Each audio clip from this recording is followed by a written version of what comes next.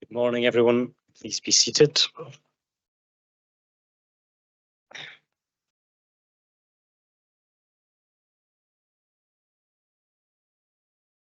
Apologies for the delay in starting this morning. We had some technical issues and those have now been resolved.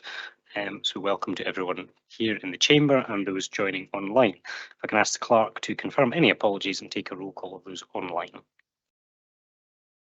Thank you, Provost. Good morning, everyone. We don't have any formal apologies. All members are present. When I call out members' names online, if they could just confirm that they are present on the call. Councillor Braun. Present, Scott. Councillor Freshwater. Present. Councillor James. Morning, Scott. Present. Councillor Kogali. Good morning, Mr. Councillor Reid.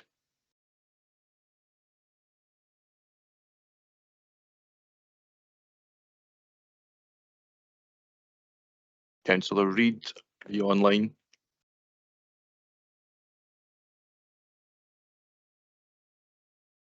Welcome back. Councillor Colin Stewart.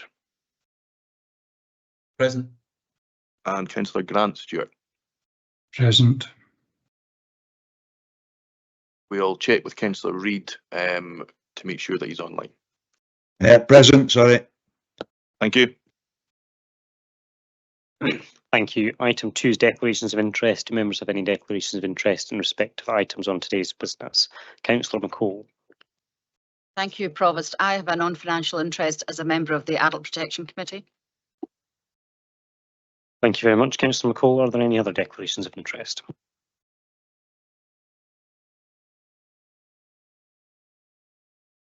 If there are no other declarations of interest, we move on to item A1, which is urgent business, a reduction in bus service in Perth and Kinross.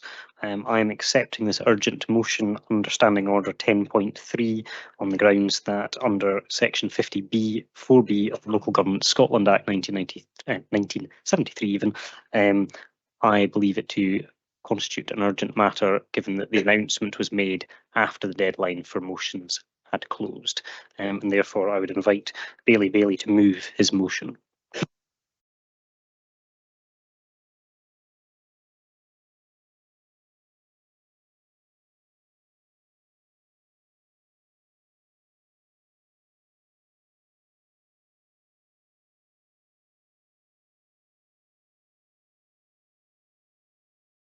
Thank you, Provost, for entertaining the motion.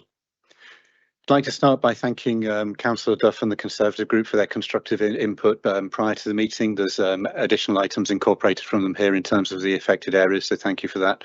And also to the feedback I had from across the chamber. I think we'll hear from others later, so thank you for that. I don't think anyone in this chamber is against using the public purse to fund transport when it's roads. In fact, we enthusiastically plough millions into them from this very chamber every year.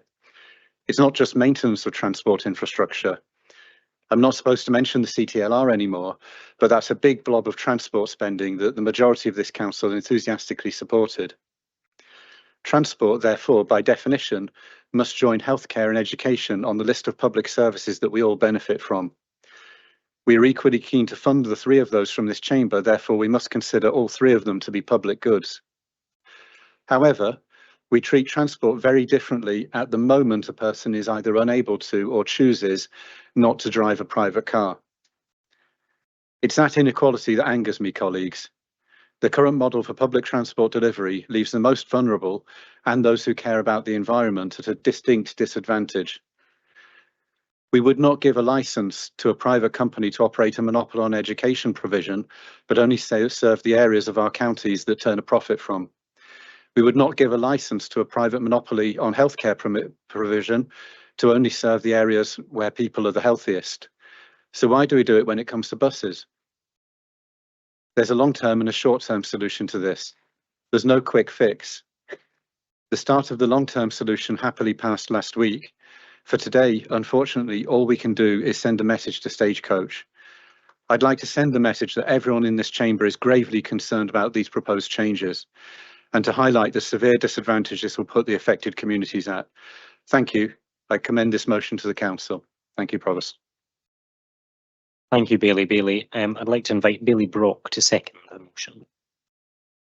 Thank you, Provost. Happy to second this. But first, normally I would start a comment such as this by stating how pleased I was to support the initiative. However, I'm very disappointed that Stagecoach are proposing these reductions to bus services in our communities. And I can see no initiative, it is only a multinational bottom line.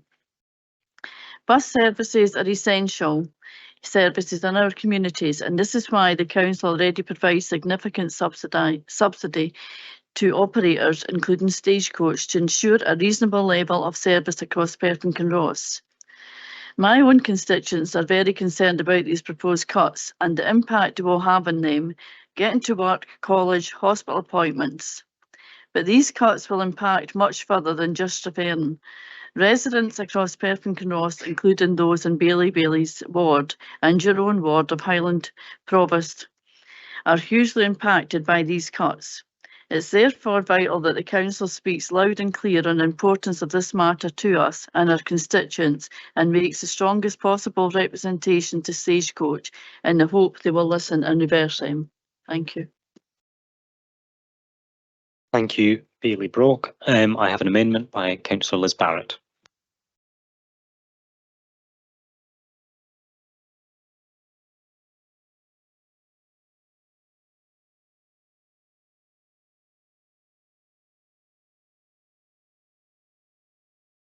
Thank you, Provost.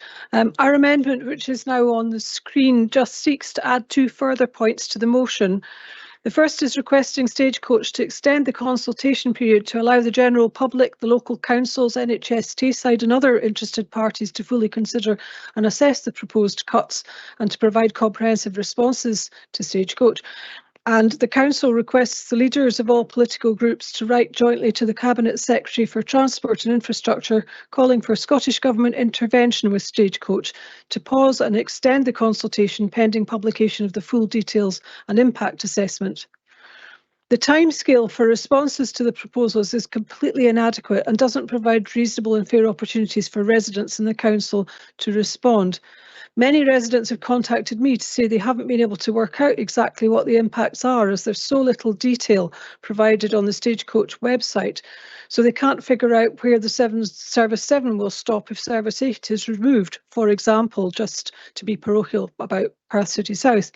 The lack of engagement with the councils of Perth and Kinross and Dundee and with NHS Tayside before this announcement demonstrates a lack of transparency and good faith, which isn't what we might have expected from a local company who, as Bailey Brock highlighted, makes significant profits and benefit from several contracts with the council and the Scottish Government subsidy of free bus passes. That's why we're also calling for intervention by the Scottish Government. I welcome the addition of references to the Perth City wards in the motion and to the service between Perth Royal Infirmary and Ninewells, referred to as the X7. At a time when the NHS is struggling to attract and retain staff, the removal of that service will severely impact the ability of staff to get to work.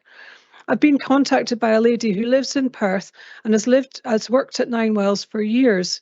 Her employers have already changed her shift times following the last changes to bus times, so she now starts at 8 AM and finishes at 6:30 PM.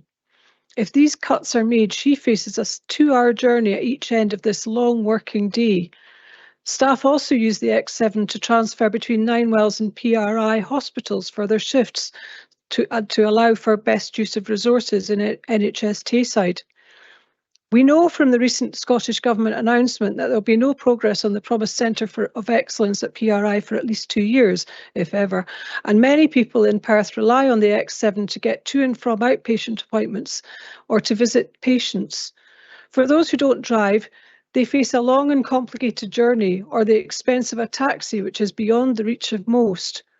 Those who do have access to a private car are adding to congestion and emissions at a time that we're trying to cut both, and they face the joy of then waiting over an hour to get into the car parks at Ninewells. Please support the amendment. Thank you. Thank you, Councillor Barrett. Bailey McLaren to second.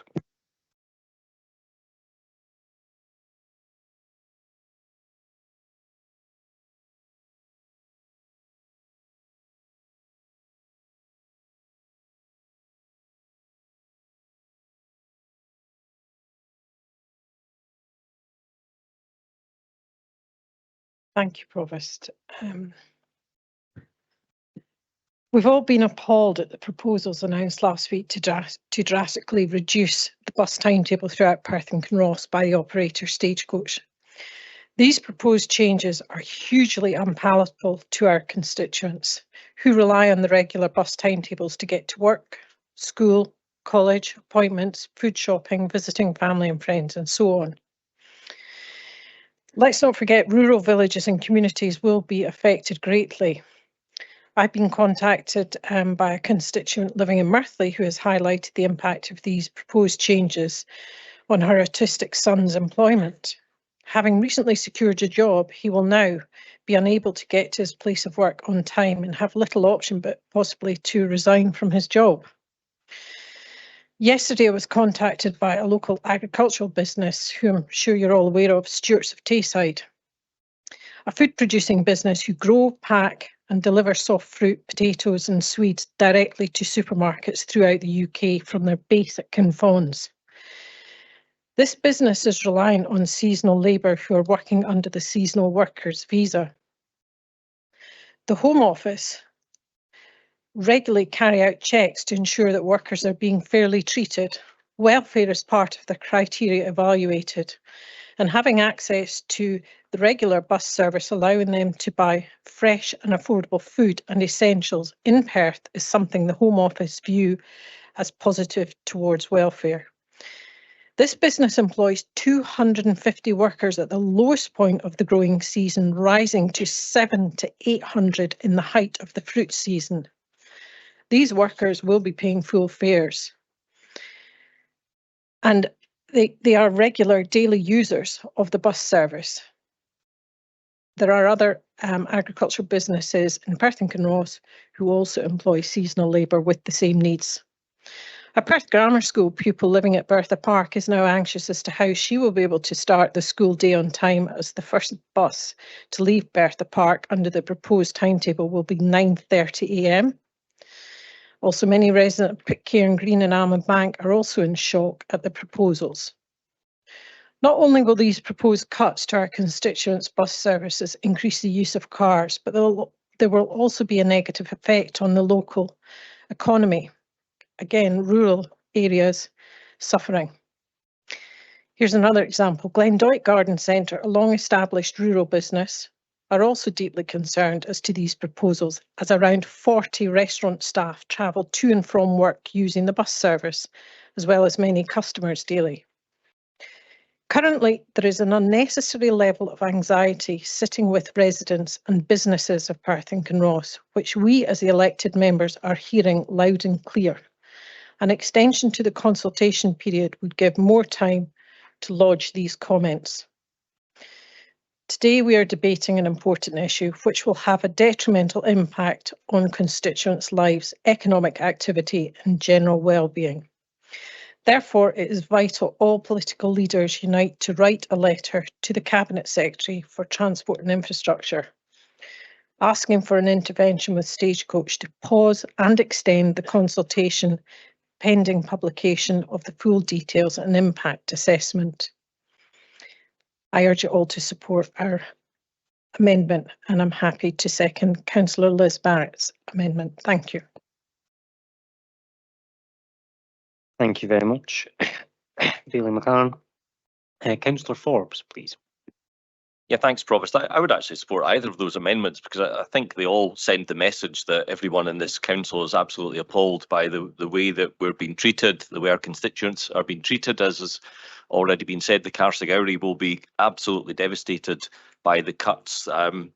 On Wednesday last week, when this news broke, I had a total of 22 emails and phone calls from concerned residents. I've never had that level of engagement before, and just this morning I've had another 3 emails. So I would support any amendment. I would urge Bailey and Bailey Brock to incorporate the Liberal Democrats amendment, but quite frankly, I don't really mind because I think the principle remains the same, that we are all behind this.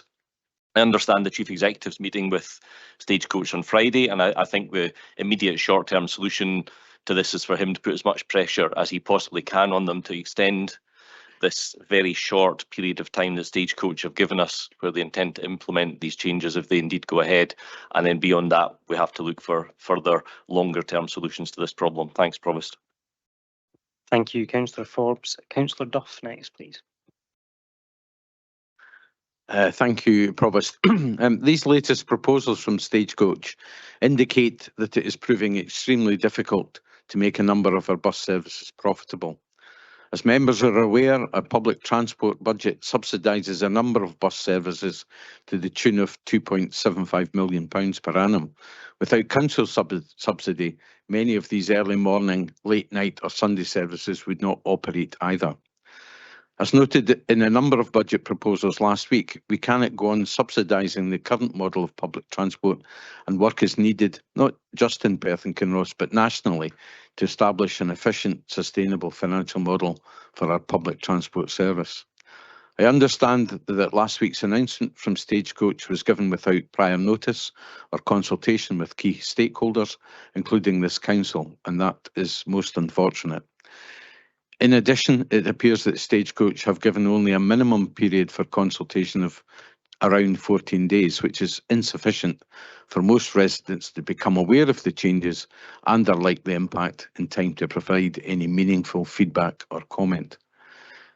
Many of the communities affected by these proposals are already disadvantaged in terms of transport and connectivity in general. Areas around Pitlochry and Aberfeldy and the hinterland to the west of my ward are among the most isolated areas in Scotland before these bus services are reduced. These cuts will only serve to emphasise the sense of isolation that many people currently feel by the lack of transport options. Many of my constituents require the use of bus services for their work, for further education, for shopping, or to attend hospital appointments or visit relatives in hospital in Perth or Dundee. The removal of the X7 service between PRI and Dundee would appear to mean that travellers from my area would need to get 3 buses to get to Ninewells, from Highland Perthshire to Perth, from Perth to Dundee, and then from Dundee city centre out to Ninewells, and back again, obviously. I'm not even sure you could do that return journey and have sufficient time at Ninewells, so it may even involve an overnight stay for some people. Other cuts will affect Crieff and Comrie, Ammonbank and Pitcairn Green, Tulloch, Letham and Bertha Park. The motion asks for Stagecoach to work with our officers to come up with the best possible solution and to extend the consultation period. I very much hope that Chief Executive Claire Miles and Chief Operating Officer Sam Greer are listening to this debate today and will recognise the unfairness and the lack of transparency in their actions over this consultation exercise. If their case is sound, they should have no difficulty in granting our requests, firstly to extend the consultation period and secondly to work with officers to try and improve the situation. I hope that Stagecoach will recognise that what we're asking for is reasonable and that we will not have to request the Scottish Government to intervene to make this happen. I appeal to Stagecoach to do the right thing and pause the process. Thank you. Thank you, Councillor Duff. Councillor James next, please. Thanks, Provost. Follow that. Councillor Duff has pretty much covered most of the stuff that I wanted to say. But suffice to say that I'm very grateful for Bailey for including my own ward, Strathtague, within this motion. I've, like my colleague Councillor Forbes, had unprecedented amount of email traffic from residents, particularly in and around Almonbank, Pitcairn Green and that sort of area, which I also know that our parliamentary candidate Luke Graham's also received a lot. So I'm grateful this is coming forward. I do understand, though, that this is a business at the end of the day, that we're putting under a great deal of pressure, and it's up to us as residents to actually use that service. We've seen it happen with the high street. We don't use the shops, and the shops close. We need to keep the bus service running. It's for everybody, but we need to use it. So thank you very much, Provost. Thank you, Councillor James. Leader of the council may need to declare an interest here because he doesn't have a car anymore, so he uses the bus all the time. Leader of the Council, you're next.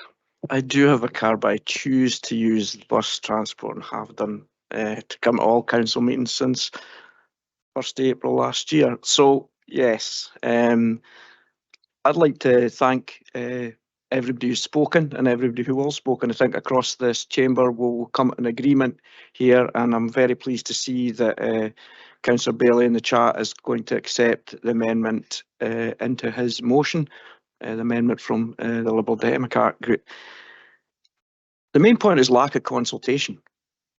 Imagine having lack of consultation with your largest customer, probably your largest customer. £5 million in home to school transport, 2.75 million in bus subsidy, and you don't consult before you make changes to that service. That is a very strange way to work. Then we come at the consultation, which has already been spoken by others to be a very curtailed process, finishing, I think, next Sunday, week on Sunday. And then the results that then have to go to the government or to the traffic commissioner, where they go, have to be sent in about 5 days after that. How are they possibly going to assimilate every piece of input in the consultation, work it out and come up with a plan? They have to push back the date of this. It does not make sense. It is not fair. And I know that the Chief Executive will press for that on Friday. We cannot have something such as a monumental shift in service taking place in such a short time frame with no consultation with other partners, but especially our public transport team, who've been trying to get the information from October, November, December, January, February last year and haven't received any. This is not the way to work with your biggest and most important customer, along with the commitment that we as a council put into maintaining and enhancing our use of public transport last week. This feels like a kick in the teeth to us. So everybody else has spoken well, and I'd just like to thank everybody who's spoken. And I'll not go into individual details about how many emails and that I've got, because I'm sure we've all got them in our email box. But I think what we need here is a total support across the chamber to give the Chief Executive and everybody else a chance to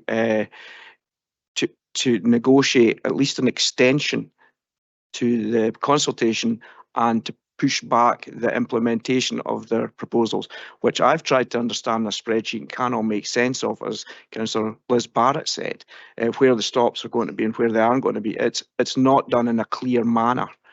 And I would ask them to put forward the proposed timetables and ones that people can understand and actually then feed into consultation. So with that short comment, I will finish up. Thanks. Thank you. Deputy Provost next. Thank you very much, Provost. I just want to make 2 quick points. The first is that it strikes me that this whole episode is indicative of the ever more obvious failure of the existing legislation on bus services that we have lived with, I think, since 1987. I'm glad that Scottish Government and I'm glad that other agencies are moving to change that legislation, particularly in the context of climate change. And the second point I want to make arises from attending the public meeting in Errol on, was it Monday evening? I was struck by the number of people, young families, I think, who've moved into the new houses in Errol, partly because Errol has a good public transport connections. We have an ageing population in Perth and Kinross. We are reliant on in-migration of younger families for sustaining our population in Perth and Kinross.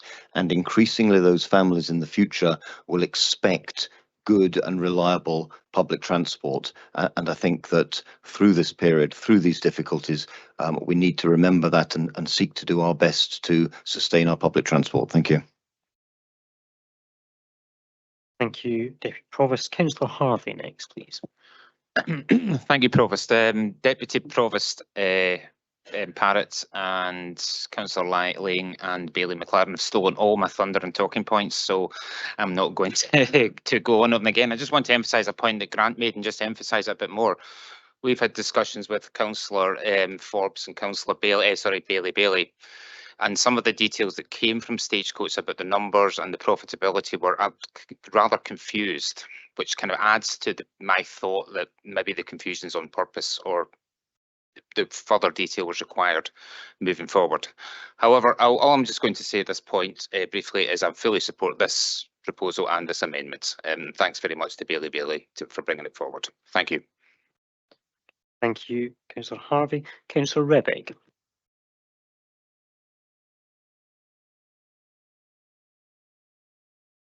Thank you, Provost. Thank you, Councillor McEwen, for sorting my microphone there as well. I am worried about, there's lots of cuts here. I am worried about the PRI to Ninewell service on behalf of my constituents particularly. I think it'll affect staff trying to go to their work. It will affect patients trying to get to appointments, and it will affect people trying to visit sick relatives as well. So I am concerned about that. But frankly, this is about ideology. This is a legacy of the bus deregulations of 1987.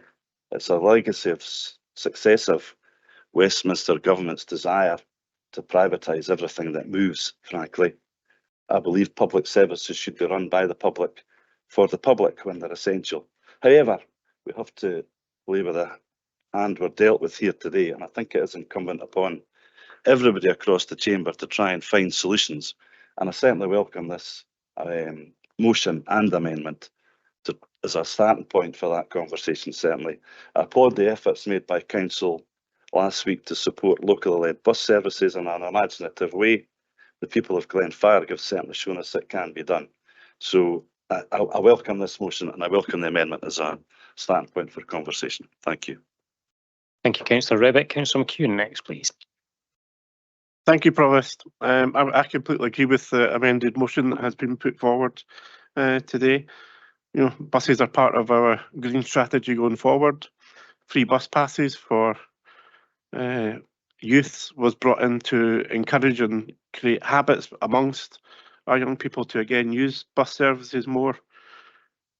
And as Councillor Rebick has just commented on, the red bus in the corner of the room is privatisation of national services that are there for public good. When you nationalise something for profit, this is what happens. Our bus service has been cut by every year. It's like the death by 1,000 cuts. There used to be a bus that went past my house at Wester Essendon in the Tay ward. When I first moved in, that bus doesn't exist anymore. It's a death by 1,000 cuts, and it's done on profit.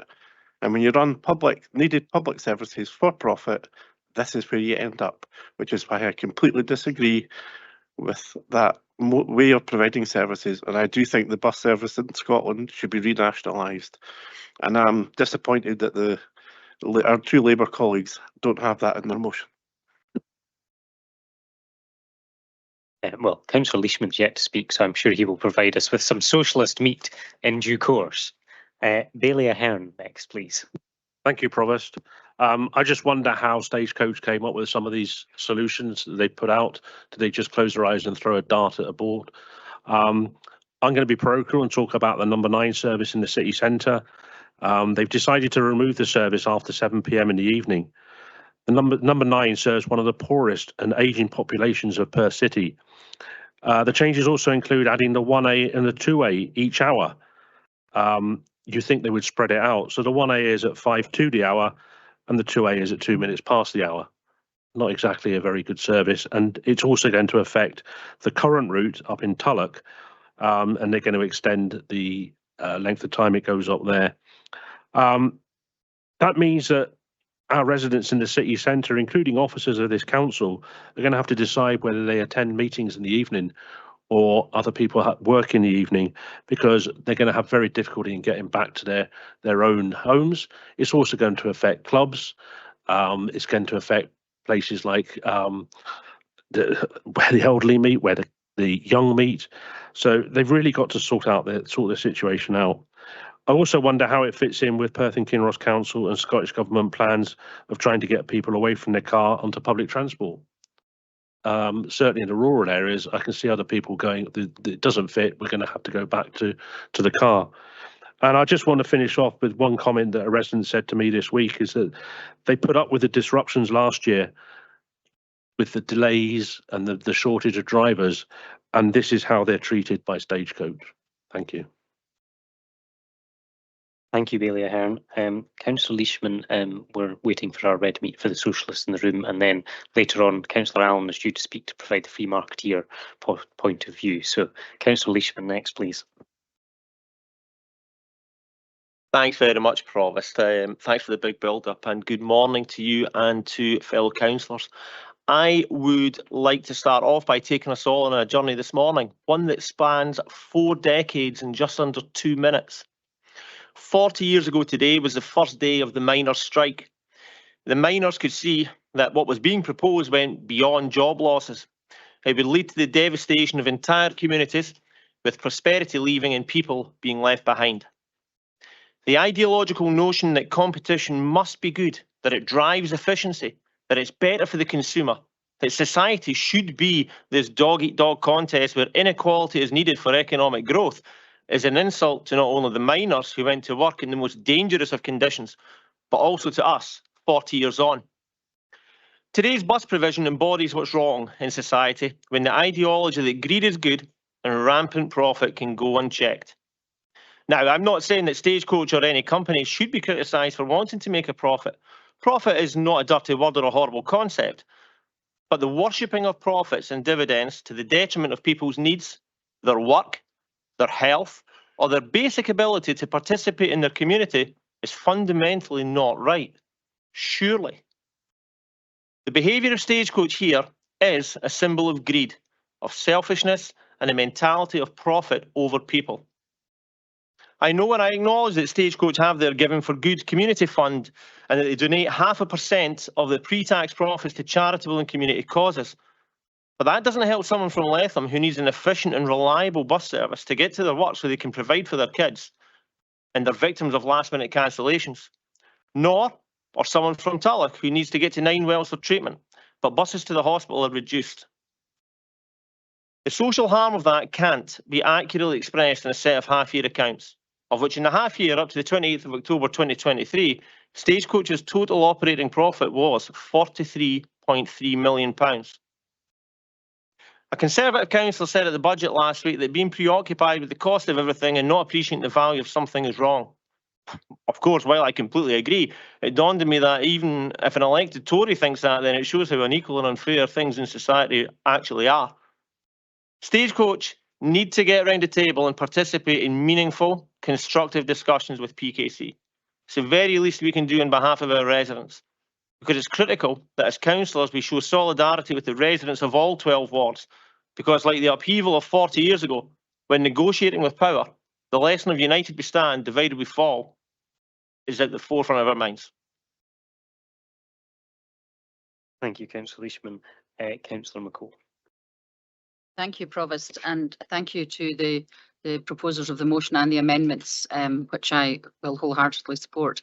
Like Councillor Laying, I too am a regular bus user to and from Dundee and to 9 Wells in my role as a non-executive director of NHS Tayside Board.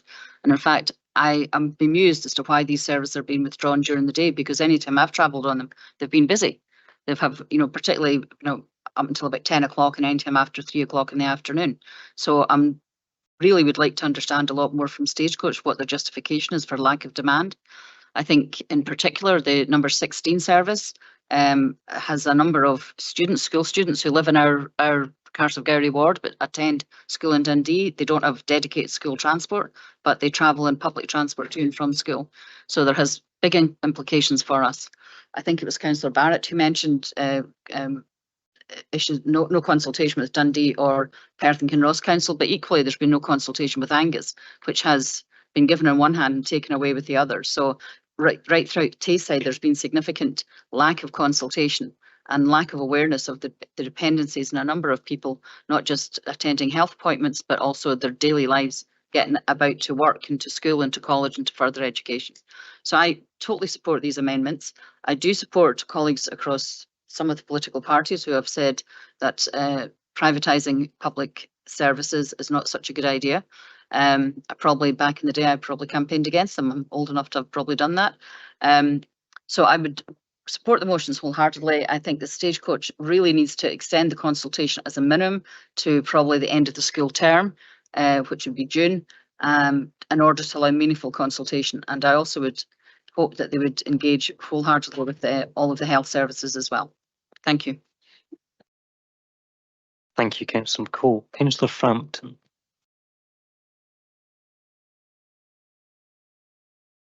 Thank you.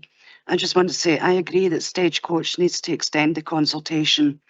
Over the last few days, I've received several phone calls from residents of Almonbank and Pitcairn Green who use the bus service regularly. They're alarmed at the prospect of only 3 buses being offered to service the area. This is one before 8 o'clock in the morning, one about 5 o'clock and one about 6 o'clock, and that's it.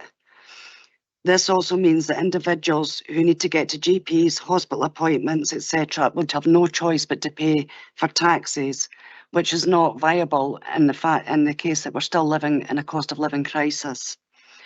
Most of these individuals that contacted me were all elderly. They made it clear they don't use social media or internet. And Stagecoach only provided the facility that people were to provide feedback on their website. The only thing I could do was advise these individuals to contact Stagecoach by writing to put their feedback in. So I agree with the motion fully. Thank you, Councillor Frampton.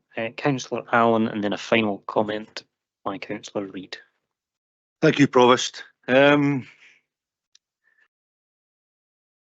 done on the motion and the amendments, which I fully support.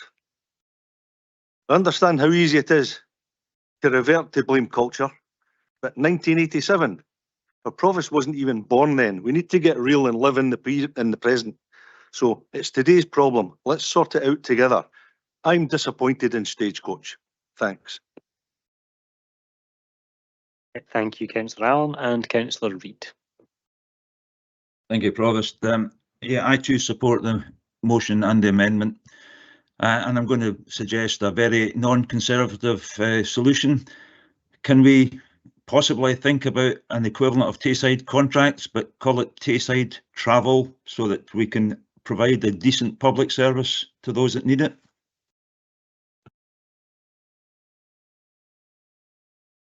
Thank you, Councillor Reid, and I'm pleased I came to you for the closing comment there. I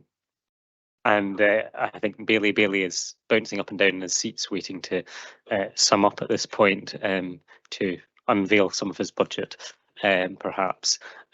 So, Councillor Liz Barrett, first of all, if you wish to make any summing up comments, and then I'll come to Bailey. Thank you, Provost. Thank you to Bailey for accepting the amendment. I have no further comments. Thank you very much. Bailey. Yes, thank you, Provost. Just for the record, happy to confirm that I'm happy to accept the amendment, and thank you to the mover and seconder of that for persuading me to go further on this than I initially wanted to. So thank you for taking me in that direction. I think the only thing I'll say in summing up is, in response to Councillor Reid, really, he'll be happy to hear that we passed at budget meeting last week the funding to develop a business case, and one of the options of maybe having an ALIO that delivers, or a council-owned company that delivers buses, is one of the options that will be explored in that work. So he should rest assured that that work can now start, but it won't be a quick process. There's no quick fixes, as I've said. Thank you. Thank you, Bailey. Bailey Brock, are you also content to incorporate the amendment? Happy to accept. Thank you very much. And I think just we've had a good debate there. There's been good contributions from across the chamber and from across the ideological spectrum. And this is the sort of debate that is healthy for the council, because we've also got to a point where everyone has agreed on a final conclusion in the interest of our constituents. So thank you very much to everyone who took part both in the debate, but actually in advance. I know that Councillor Duff and Councillors Barrett spoke to Bailey in advance, as did the Leader of the Council and others. So I think this is a healthy way of doing business. Can we all agree the revised motion? Thank you very much. Item 4 is the outstanding business statement. Are there any questions on the outstanding business statement?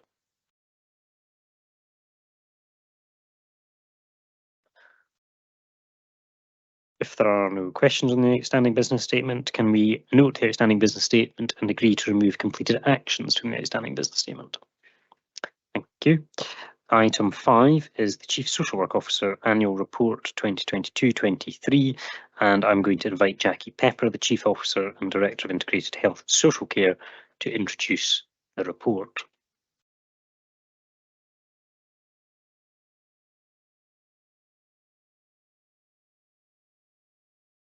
Thank you very much, Provost. Councillors, this annual report is brought before you today for approval. It's my overview and assessment of social work services in Perth and Kinross during 2023 in my capacity as Chief Social Work Officer over that period.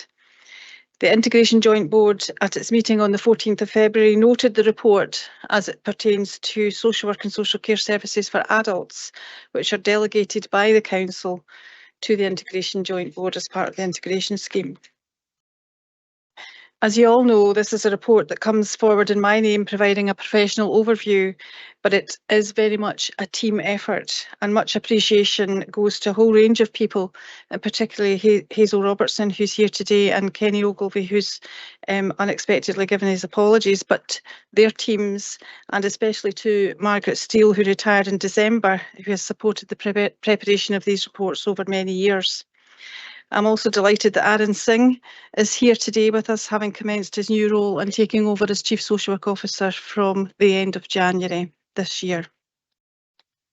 So this annual report covers a wide range of services or service areas from which the statutory functions are delivered. However, I'd like to highlight some key messages just by way of introduction. The assessment for the 22-23 year is that overall performance in securing high quality experiences for people has remained positive overall, despite major challenges. And the report will indicate to you the continued increase in demand, which we're seeing across, and need and demand across almost all areas. And that while we think and act like COVID is over, the long tail impact for our most vulnerable citizens continues to be experienced by our social work and social care services. But this report sets out many examples of how they're continuing to respond and adapt to that. There are significantly higher workloads at our front door services, with child concerns up, vulnerable adult concerns up, and referrals from court up. Nevertheless, you can see in this report that our social work services in particular have and continue to respond to these challenges very effectively, and in many instances continue to improve their performance. The report highlights the challenges associated with delivering highly effective services in the increased levels of need for support and protection. And the pressure has never been greater. And this report, along with the two subsequent agenda items, come together as a suite of reports which cover our public protection agendas. Significantly, you will see that there are many examples of a culture across our social work services of continuous improvement at an individual team level and at a service level, ongoing redesign to meet needs. There are determined efforts by our staff to focus on and invest on earlier intervention and prevention through the approaches that they take forward. And that's been a strategic focus for many years in Perth and Kinross. And despite the interruption of COVID, I think in this report in particular, you can see that this is clearly having a positive impact. The report outlines the key challenges going forward, but ultimately, it demonstrates the high level of dedication and commitment of our staff working with our most at-risk and vulnerable people in our communities in challenging circumstances. And it's a testament to their commitment to adapting to new challenges and to continue to improve that this report sets that out very clearly. Finally, it's important that the Council, in terms of taking forward its responsibilities, and the Integration Joint Board work with the new Chief Social Work Officer, Aaron Singh, who's with us today, to keep under review the adequacy of social work and social care staffing in particular to meet continually increasing levels of need and the demand that this places on our frontline services. You're asked to approve this report, And Provost, I and many colleagues that are here today will be pleased to answer any questions. Thank you. Thank you very much. I have a question from Councillor Peter Barrett, first of all.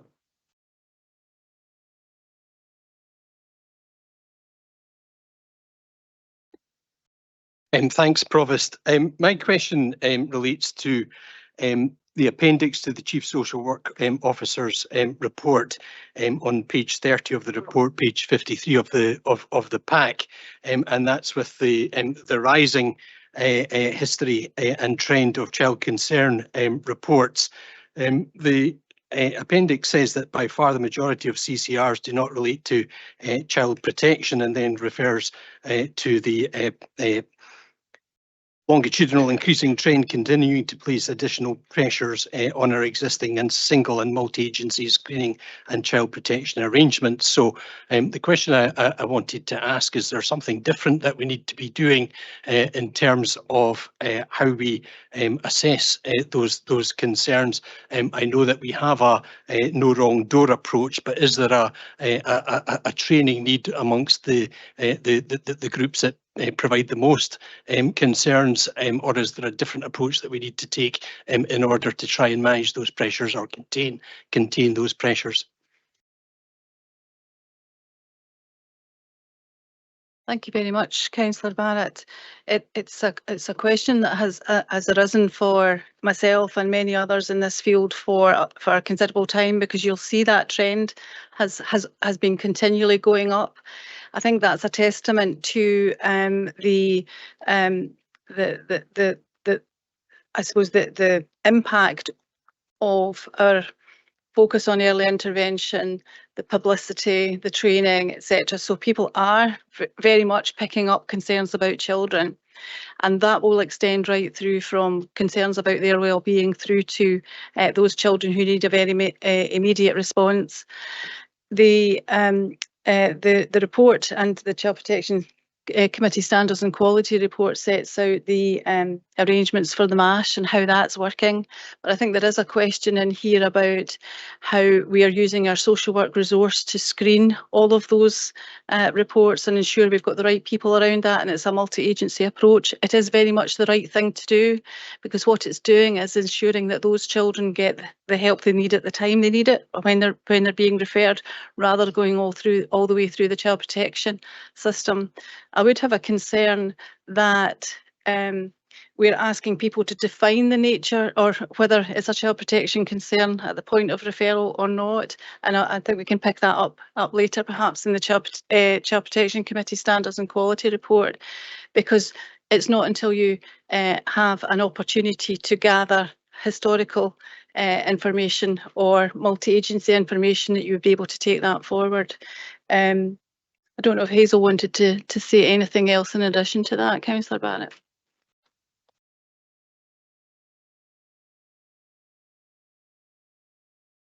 Thanks, Jackie, and thanks for the question. I mean, I think you've recognised the huge increase in referrals over many years now, and I think there's a part of us that welcomes that. You know, that means there's greater awareness of the risks that are being posed to children. But you're absolutely right, and you know, we need to look at different ways in how we respond to that. And Jackie's mentioned our multi-agency screening hub, which is our MASH system, which is the our bringing together of our third sector partners, so that the concerns that are being raised about children that are lower level, that don't require a child protection investigation, but these are children who still need some support, that can be provided in that way. We've also looked at the support that can be available to families in evenings and weekends, and we have a team called COPE, which doesn't really stand for anything either, but you know, that provides that level of service over the weekends and in the evenings too.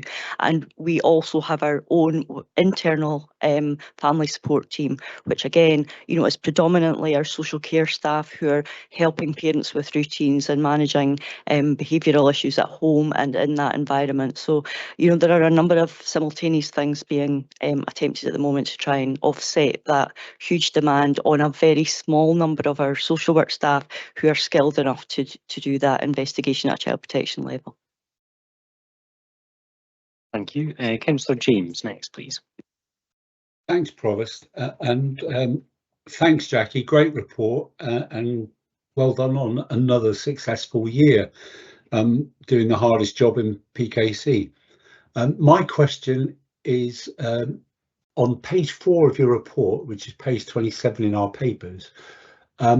The third paragraph, it says the number of child concern reports received increased.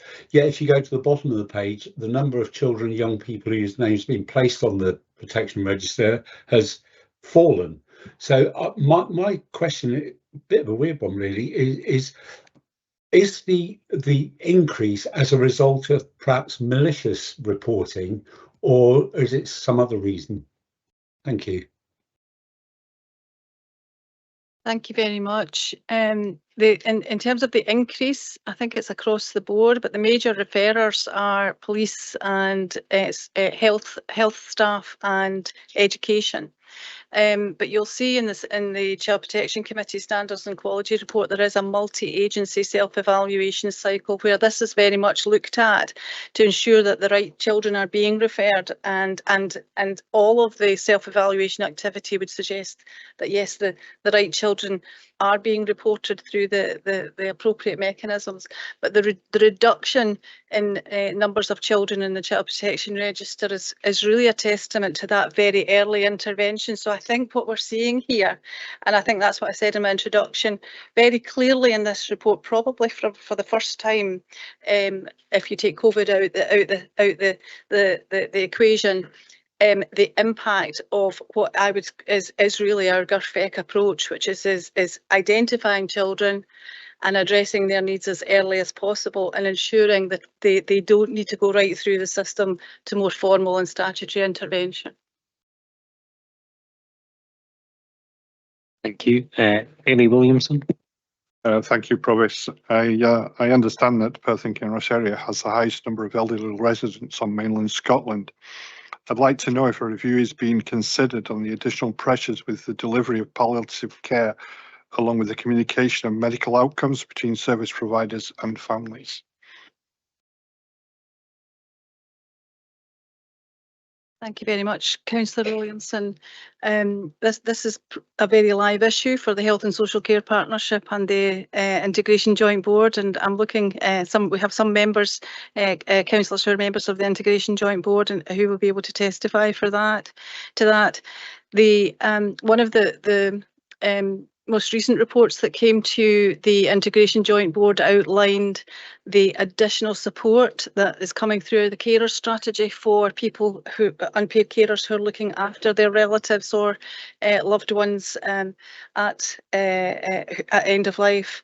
And there's additional resource going into that to ensure that they do not have to wait and that they get that support as quickly as possible. But from an integrated health and social care perspective, the palliative care is something that we perhaps need to raise the profile on in terms of how we're reporting and giving assurance back to the Integration Joint Board and to elected members. There's a new national strategy for palliative care about to be produced, and that's something that we'll be thinking about very, very carefully. But there is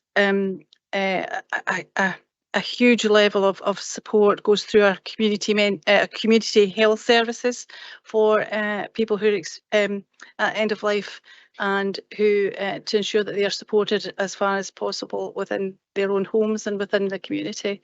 But I'm happy to give you some more detail in a separate conversation offline if that would be helpful. Thanks.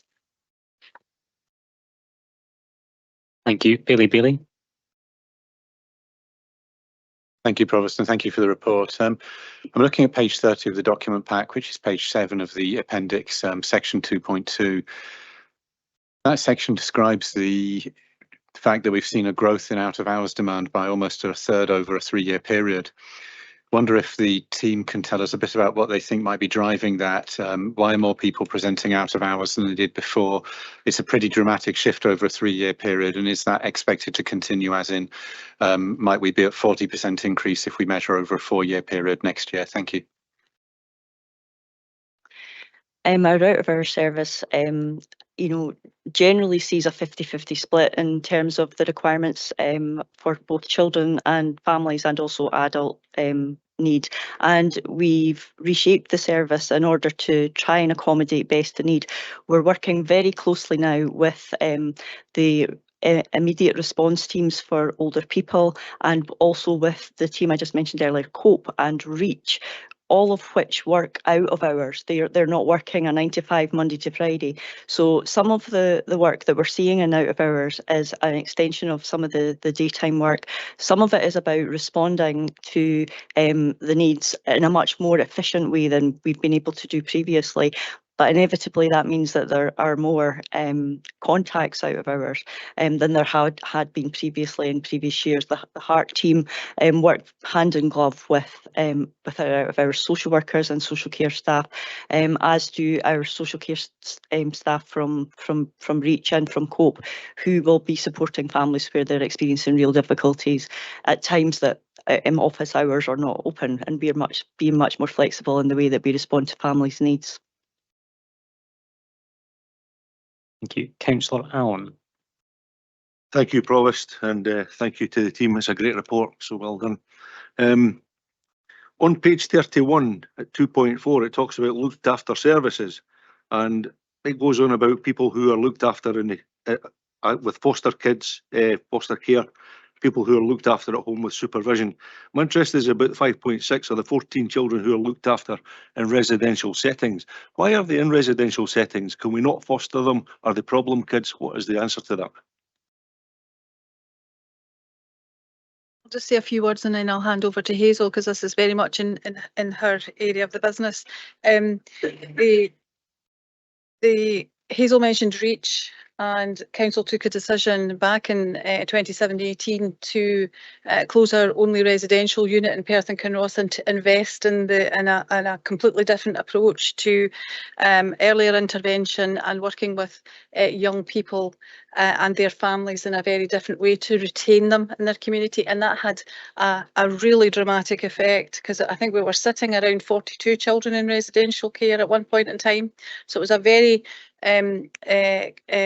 thought out plan to reduce that. So those children that you see in here, which is the smaller numbers, are those who are very much assessed as requiring residential care. So it is the right thing for them. If we can, if something else can be done to retain them in their own family, first of all, within our community or within a community setting, such as a foster care placement or a family setting, then we'll do that. But Hazel might want to add something to that.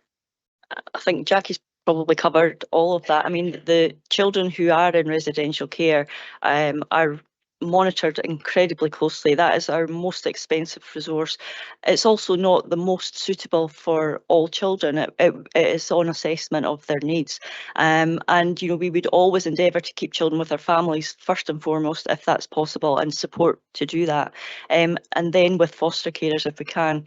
We experienced huge difficulties over the COVID and also with staffing issues that we had ourselves that prevented us being able to do that in the flexible way that we would have liked and that we were on target to do. And I know, I mean, obviously we've already alluded to the fact that Council had approved a 1.1 million spend on our residential spend last March, which we're incredibly grateful for, which allowed us to ensure these children can retain safe care. You know, there is something about, you know, just because a child is in residential care doesn't mean that's it for 10 years. You know, that's constantly reviewed and looked at in terms of, you know, how are we best meeting these young people's needs? I mean, we're predominantly talking about the children 12 plus who can return to the community if they can be supported. Some of these children, it's a joint venture with our education colleagues because they need education and their particular physical and mental health needs are being met in that way. But the children who and young people who have received residential care have experienced some of the most extreme difficulties that we can see in the care that we're providing. Thank you very much. Councillor Ford.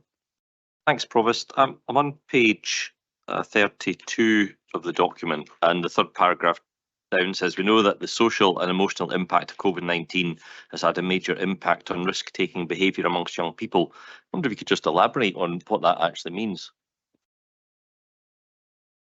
Yeah, just as I mentioned just a minute ago, certainly during COVID and immediately after, we saw a marked increase in demand. Young people really not coping in the community, suicidal ideation, self-harm, young people really taking extreme risks that weren't possible to manage in the community. And this has been a feature that's rolled on, and it's been something that we've been really struggling to respond to those particular needs. There aren't very many specific resources. I think probably council will be fully aware of some of the issues for CAMS and that specialist resource that we really struggle to access, and that has certainly resulted in some of those young people that are mentioned in that paragraph. I would like to say that we're probably beginning to see a little bit in the turn in the tide now, and that that is being better managed, but we're still trying to react to what was an extremely difficult period for families.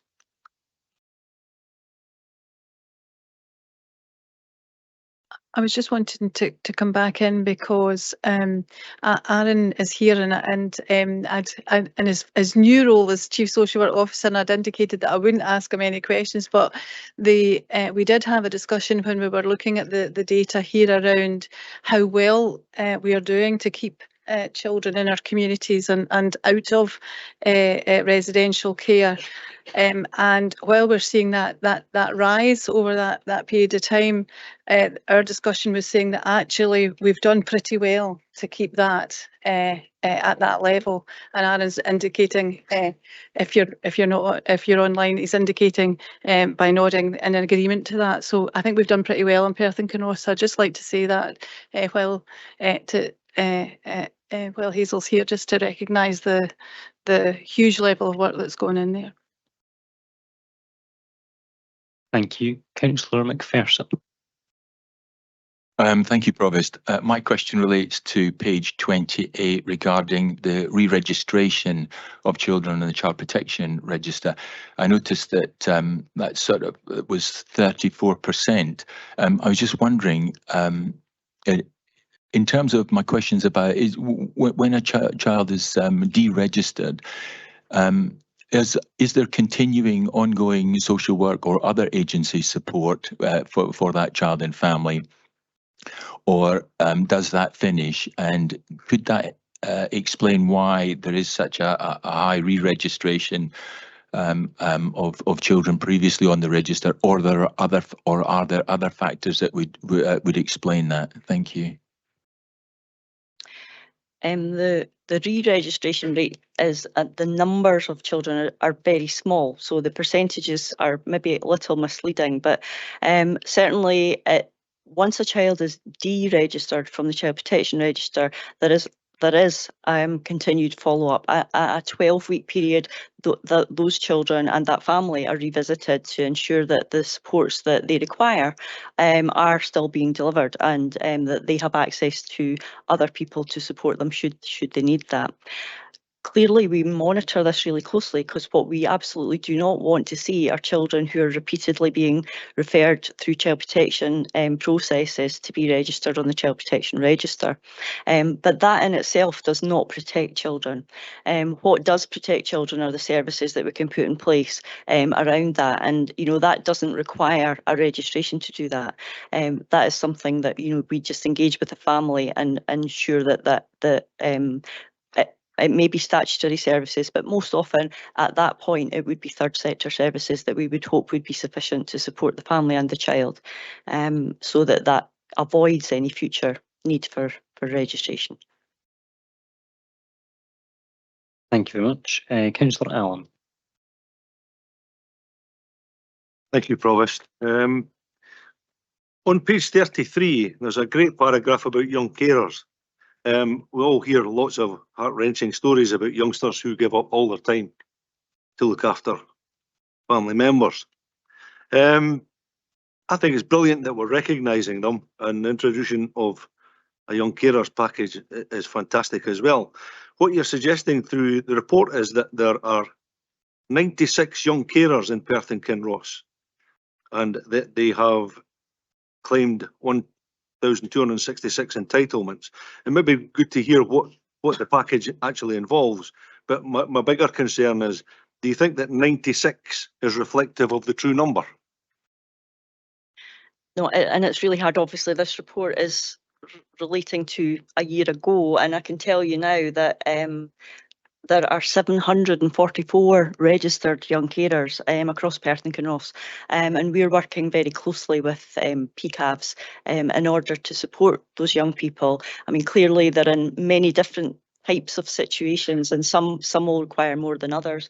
We have now 60 champions within our school setting to help identify those young people who are carers, and we also offer through certainly the social work service, the service called Easy C, which will assist young people who are carers in their education process so that they get one-to-one tuition if they maybe are missing school because of their caring responsibilities. I think we have a pretty robust response to the needs of young carers, and absolutely see the need for that. Thank you. Bailey Williamson. Thank you, Provost. My question is about alcohol. It's, I understand from the report there's been a lower number of people who are asking for support through our services, but from the Community Justice Committee recently, it was highlighted there is an increasing number of people who are presenting with illnesses that are related to alcohol. But the other side of that is there's fewer people actually presenting and seeking help. I was just wondering if you'd like to comment on that. Thank you very much, Councillor Williamson. Oh, Bailey Williamson. I apologise. I think just to reflect that this is a retrospective report, so we're looking back. So if you've got more up-to-date information that's coming through the Community Justice Partnership, then that will be correct. So this is for the period 22-23, and I think you're correct that that's beginning to increase again in terms of presentations.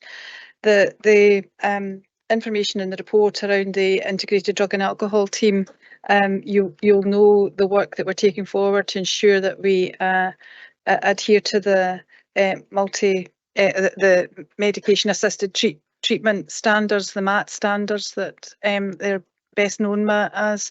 So there's a huge amount of work going in to ensure that we get people who present and treat them as quickly as possible. And there's some information in here about that same day prescribing. So we have moved into that in Perth and Kinross. The integrated drug and alcohol team are currently based in Drumhar Health Centre, and I think some elected members have been out to visit them there.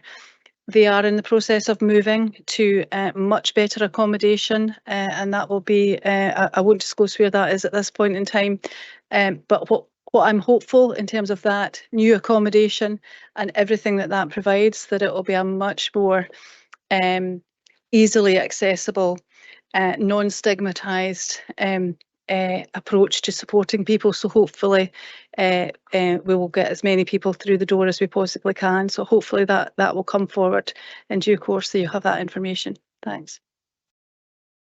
Thank you. Councillor Peter Barrett. Thanks, Provost. I was surprised when I read section 4 of the challenges and improvements that there wasn't reference to workforce recruitment and retention, then realised a couple of sections further on that was covered in significant detail. But as you've been saying, given that this report is a year out of date, you know, how successful were the range of recruitment and retention initiatives that we pursued, and has the situation got any better or worse? I think it would be a mixed response that I would give to you, Councillor Barrett, but I don't want to well, there is a report that will come forward to the health and from the Health and Social Care Partnership to the Integrated Joint Board around our workforce plan, because we have a 3-year workforce plan and how successful that has been. I can give you assurance that the recruitment into social care in particular has been successful, so that our internal care at home services are not experiencing significant gaps at this point in time. That's not to say that there's not room for improvement in there, and we have over recruited in that area, but there are key pockets around all of health, social care and social work where we do find it difficult to recruit. And I think being in the rural geography that we have to cover, that makes it even more challenging. Hazel might want to say something from a children and families perspective. Yeah, it's an area of major concern, not just locally in Perth and Kinross, but nationally in terms of social work recruitment and retention. Actually, within Perth and Kinross, we have historically not had issues in recruiting social work staff, but over the last couple of years, that's been really complex. And I can think of one particular area where we've had to advertise on 5 occasions with no success, and that is very demoralising for the existing team and just how they're managing with increased workloads because their colleagues are absent. I think we have turned a corner. I think we're beginning to see more candidates applying for posts. I think that might take some time before it actually begins to take effect. But this is a national issue. It's not simply something that's local to Perth and Kinross. And just one more point, just to reassure Council that the approaches that we take to grow our own qualified social workers continues, so that despite the fiscal challenges that we're facing, we are ensuring that we continue to do that. So that's allowing people who've got who are in unqualified positions to ensure that they go through the relevant training, and we support them to do that. Thank you very much. I have no further questions, so thank you very much, Jackie and Hazel. I'd like to invite the Leader of the Council to move the report.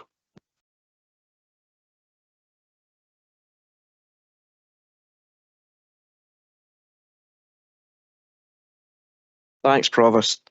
And I think I can speak for everyone across the chamber here.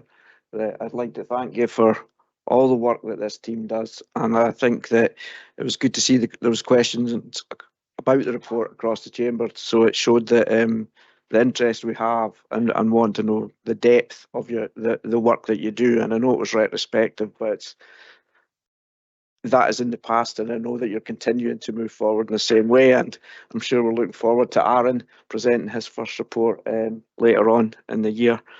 So thanks both to elected members for asking questions on this report and obviously reading it thoroughly. Thanks to all the team, and if you can pass that back down right the way through to the frontline team, just to let them know how we appreciate the work they do. So, councillors, the Chief Social Work Officer's report provides detail and assurances on how statutory social work responsibilities are being delivered. The report gives an overview for 2022-23 and highlights key achievements and challenges for services over the reporting year. It is a very detailed report which brings together rich data and information on both the performance and impact of social work and social care services in caring and protecting our most vulnerable citizens. The Chief Social Work Officer's assessment of over 22-23 is that overall performance in securing high quality experiences for people who use social work and social care services has remained positive overall despite major challenges. The demand for social work and social care services has continued to increase in almost all areas, and especially at our front door services. There is evidence in this report that while there is increased demand in almost all areas, our social work services have continued to respond to these challenges very effectively and held a strong focus on continuous improvement. The Council has supported a strategic focus on prevention for many years, and despite the interruption in demands associated with COVID, the report clearly shows the very positive impact on reducing the need for statutory intervention. As the report also says, this cannot be achieved without determined and committed staff and their individual and collective contribution to improving the lives and life chances of our most vulnerable citizens. It is important in the face of fiscal challenges in the years ahead that Council and the IJB work closely with the new Chief Social Work Officer, Aaron Singh, to ensure that we keep under review the adequacy of social work and social care staffing to meet the increased levels of needs and demands and ensure satisfactory statutory responsibilities are met. I move this report. Thanks. Thank you very much. Deputy Leader to second. Thank you, Provost. I'm very happy to second. Thank you very much. First comment from Councillor Rebeck, please. Thanks again, Provost. I think it is appropriate to recognise the really important, the most important of work that we do here and that our teams are doing here. That was the royal we, that our teams are doing here, whether it's at Scott Street, Woodley, Wellbank House, Westbank Nurseries, and I shouldn't have started naming things because I'm going to forget people, but there's so many great teams doing fantastic work across the council. It is appropriate to recognise that. I had a really uplifting morning with our inclusion ambassadors yesterday at Strathern Community Campus. What a wonderful cohort of youngsters they are, and the staff that we've got working with them. It's clearly a vocation. They go above and beyond, and so I'd really like to thank that group for having me yesterday.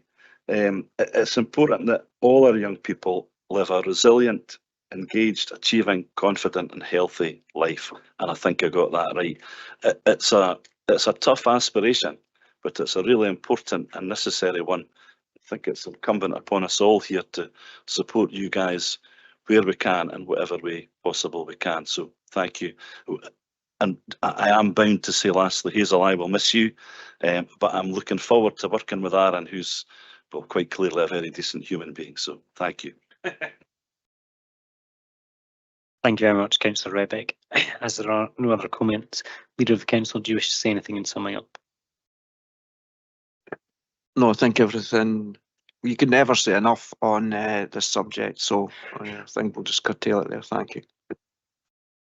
Thank you very much, and thank you very much to Jackie Pepper as the outgoing Chief Social Work Officer for all of her work, and I know that whilst it was mentioned to pass it back down to frontline staff, it is worth noting that as Chief Social Work Officer, you are also a member of frontline staff who takes calls at weekends and the evenings and deals with social work emergencies. And now we welcome Aaron to the role, who will now be taking on that baton. But it is important to recognise that it is a very significant role, and actually your teams collectively play possibly the most important role in this council in terms of keeping people safe, and we recognise that, so thank you very much.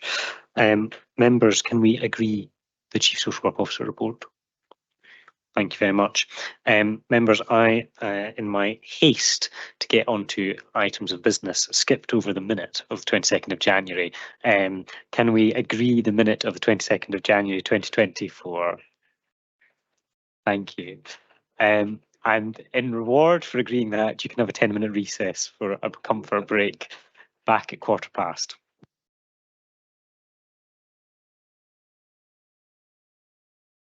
Good afternoon, members. Welcome back to today's full council. The Deputy Provost is going to take the next two items. Thank you very much, Provost. We now move to item 6, the Perth Kinross Child Protection Committee Standards and Quality Report 2022-23.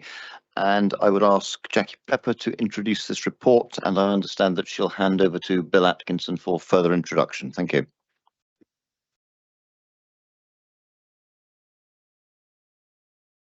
Thank you very much, Deputy Provost. I would just like to say a few words before handing over to Bill Atkinson, who's the independent chair of both the Perth Kinross Child and Adult Protection Committees. Councillors, you've just considered the annual Chief Social Work Officer report, which sets out the significant contribution of our council social work and social care staff in carrying out our statutory functions for protecting children. Social workers are at the very centre of this work, but it must take place in a multi-agency context. as it's everyone's job to protect children. And the Child Protection Committee is the vehicle for leading the multi-agency working and bringing together a range of partners to lead on the quality and standards of and continuous improvement and learning through a cycle of self-evaluation. And I'm very pleased that Bill's here and going to give a bit more detail in introducing this annual standards and quality report. And I know North Drummond is here as well as the lead officer. Thanks. Thanks very much, Jackie, and good afternoon, and thank you for your interest and obvious interest from the questions you've already raised in the Chief Social Work Officer report, which relates also to some issues that are covered in this report. What I'm going to do is just highlight, by way of introduction, 2 or 3 areas. Some of these areas you've already touched on already in your questioning. The first is obviously the report goes into some detail about data and what the data tells us in terms of the pressures that are facing us in the child protection world in Perth and Kinross and how we're responding to these. As some of you have already referred to, we are seeing a year-on-year rise in cause for concern reports. This year it is up by 14%, or the year reporting year that this report covers. And I can give you the up-to-date position as that's broadly continuing to rise by that kind of level. Now, as we've already discussed, there's a balance to be struck here between the pressure that places on frontline staff and how they respond to those increases, screening tools and other methods, the involvement of the voluntary sector and other ways that Hazel's already touched on, is the way that we're trying to make sure that all children who need a response get a response, but it's a proportionate response to that need. And many, in fact, the vast majority of these are not cases that require a full child protection investigation, but rather a need for some form of support to the family circumstances. So although we are glad and we are pleased both in the adult and child protection world that we are getting information which helps us assess what needs required for vulnerable children and adults, we do recognise the pressure that places on staff, and discussions have taken place obviously with Hazel in relation to social work staff, but with other agencies also in relation to the pressures that this additional referrals and continuous additional referrals places on them. On a slightly different tack though, however, the number of children and young people who have been subject of an interagency referral, an IRD, which is the first stage in a process for assessing needs and risks, where you bring together social work, police, education, health, together to pull the information they have about a family and to look at the particular circumstances. That has shown a drop for the first time in a number of years, and the following child protection investigations have also come down. I think, as Hazel's already referred to, our conclusion from that is that some of the early intervention arrangements that we're putting in place to support families at an earlier stage is having an impact on the cases that we have to then go on and consider as a first stage in a formal process, bringing multi-agencies together. Some of you will remember last year there was a discussion in this chamber around the initial referral process, and you'll see in the report a reference to a multi-agency audit that we concluded, which was clearly indicating that the arrangements around this process works well. There's some improvements that we need to do in terms of administration at times around them and how that's done as well as we can. But broadly speaking, the cases that are being considered are appropriate cases. Agencies are attending and contributing to that process on a very regular and committed basis. I think there's been a question already about the register and the re-registration numbers. Although the number of children that were placed on the register has remained static at 84 new cases over the year, the number at the end of the registration period, the number on the register, in this case it happened to be in the report the 31st of July, was 49, which is the lowest that we've had for a decade.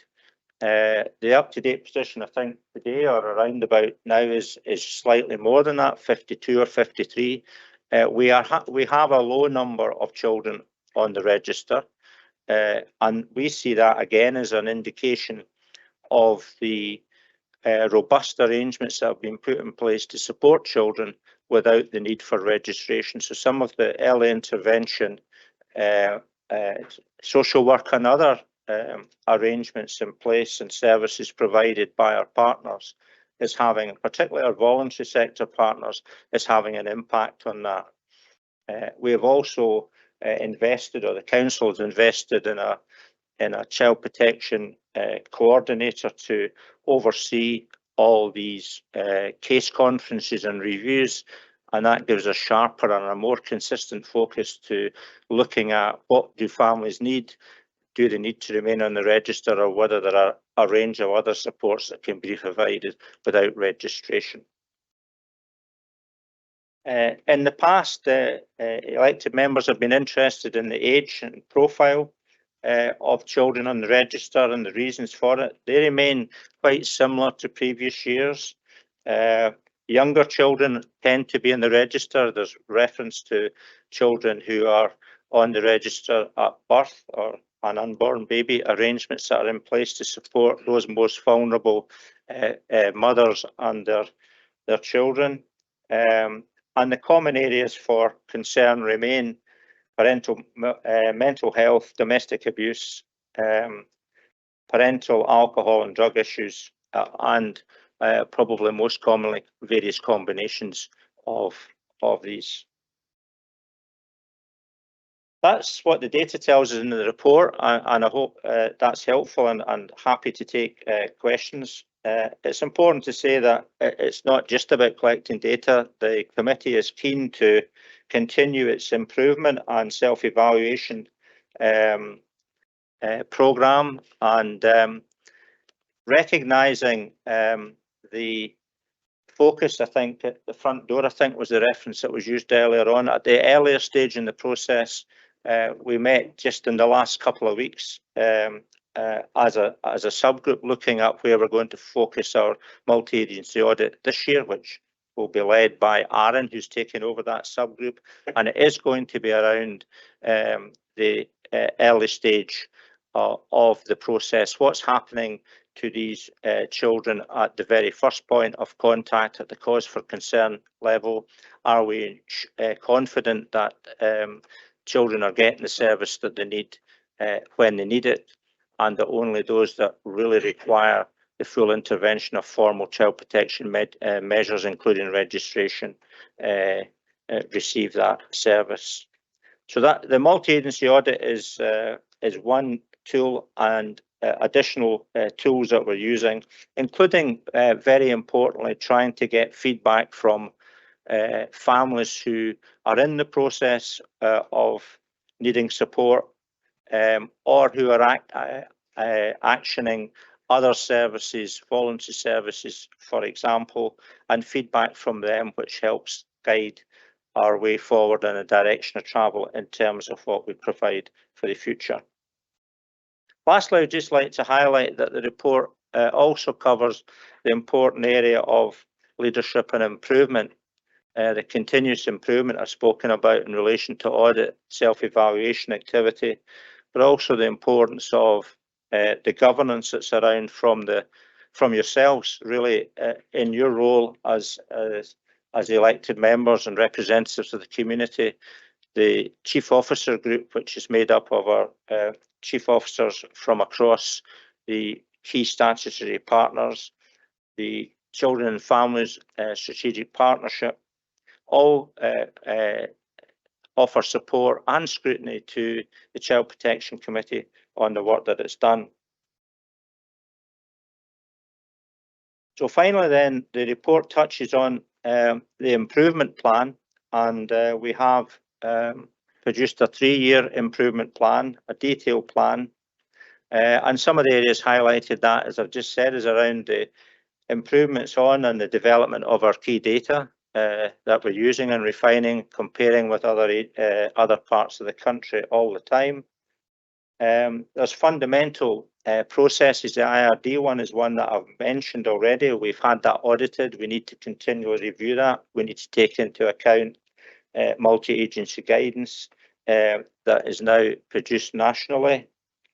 Further engagement with children and families has to be at the centre of the work that we do, understanding that the experience of children and families who have been through the process or who have faced some of the challenges that children who have ended up in child protection measures face have a say and a view in how we can support them better for the future.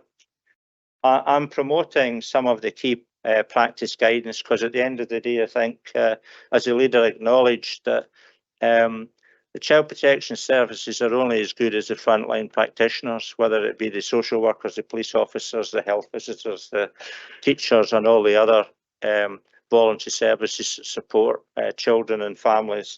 So to make sure that they're supported through, whether it's through guidance, whether it's through training, whether it's through good supervision and support, is absolutely critical. So I hope that highlights some of the key features in the report. I'm happy to take any questions or comments. I'm going to invite my colleague Ross Drummond for the last time, I have to say. It will be joining us to assist in any questions or comments that you may have. Thank you. Thank you very much, Bill, for that very thorough introduction. I see the first question is there. Councillor Braun, Bob. Deputy Provost, I think actually Councillor Robertson was in before me. My apologies. Yes, Councillor Robertson. Thank you, Deputy Provost. Thank you very much for your introduction to the report, Bill, which again always fills me with I'm reassured every time you speak that we're getting things right. But one of the weaknesses that I foresee is the fact that child protection, effective child protection, depends on so many agencies all working together. And we seem to get that right. Can you say a little bit about that and what we do to actually make sure that nobody falls through the hole and we don't pick them up? Yeah, thank you, Councillor, for that question. You're absolutely right. The whole purpose of the Child Protection Committee and the arrangements that Ross and I work to is about getting partnership working as well as it can be, and that's got to be at every level, as I indicated earlier on.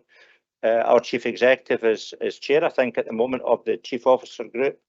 They have a role, a strategic leadership role, to make sure that they're holding the committee and staff to account in terms, but also supporting them as well as challenging them to provide the best quality services, and all the way down through the Child Protection Committee, where we have strong interagency involvement down to the practitioner level. And initial referral discussions, as I mentioned earlier, is a very operational task, but it's about bringing together key people together to work together. I think we've had a strapline in Perth and Kinross for a long time. It's everybody's job, and that was part of a national review many years ago, which talks about this will only work if everybody does their bit and works together on it and plays to their strengths. And that's really fundamentally what our job's about, is to try to ensure that that happens. We touched earlier on about the cause for concerns, and Councillor Barrett, I think it was raised rightly, the increase there.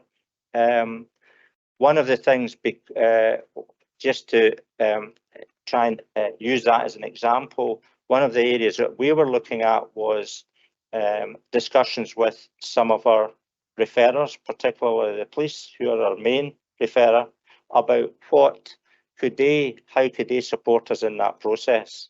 And we've had numerous discussions with the police. The police have undertaken or undertook an audit themselves to make sure that all the cases that they're referring through the cause for concern reports are appropriate, and that they've got quality assurance arrangements in place to make sure that, although the numbers are increasing, as far as they're concerned from their perspective, it's only the ones that fulfil the criteria for coming through.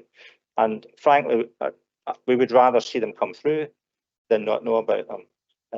So it's just an example, I think, of how at different levels we try to make sure that our partners are all pulling their weight and making a positive contribution. And I think, to be fair, despite changes in personnel, as we have, and we've heard about some this morning, the system's robust because people, I think, understand that in this area, more than most areas, you can't do it on your own.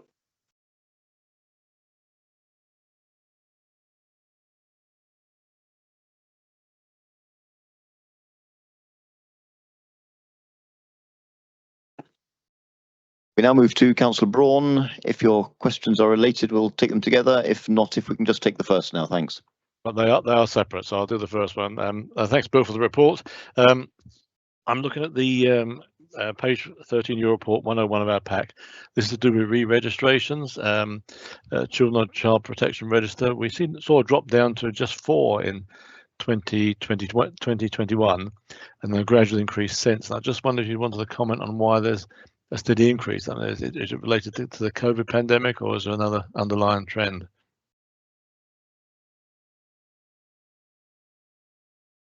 I'll comment on that. Thanks, Councillor. And then if Ross wants to add to that.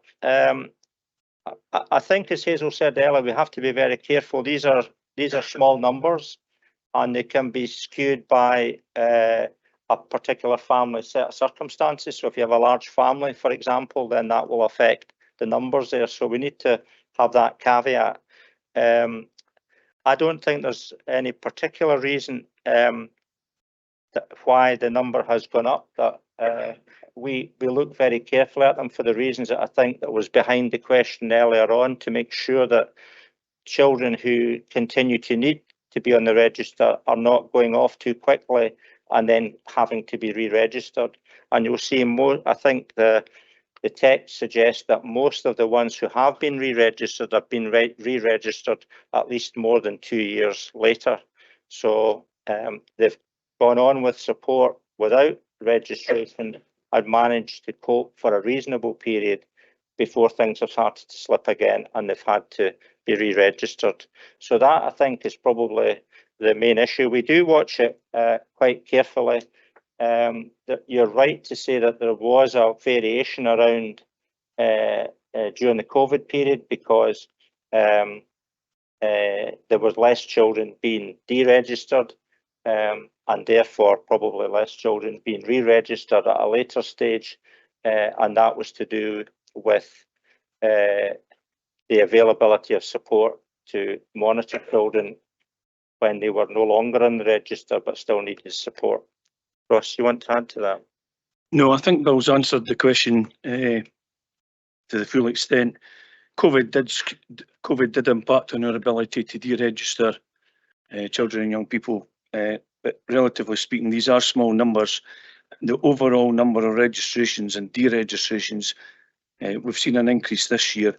Part of that could be some sibling groups, but also just the ongoing complexity of the cases. It is interesting to note that these children had been deregistered 2 years or more previously. So it's just the ongoing challenge and the complexities facing some of the families, despite all the interventions that were put in place during registration and the ongoing interventions and support after deregistration. So we do monitor it, but we are mindful the numbers are, in the wider context, relatively small.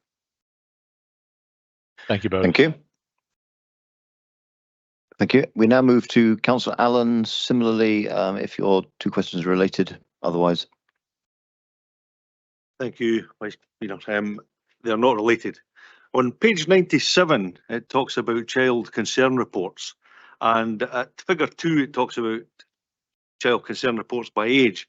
Now, it does appear from that graphic there that we have a particular issue with kids between the ages of 11 and 15.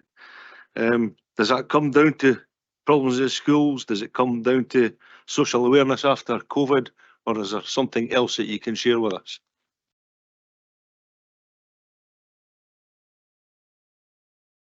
Councillor, thank you for your question. It's a good question. It's something we have noted.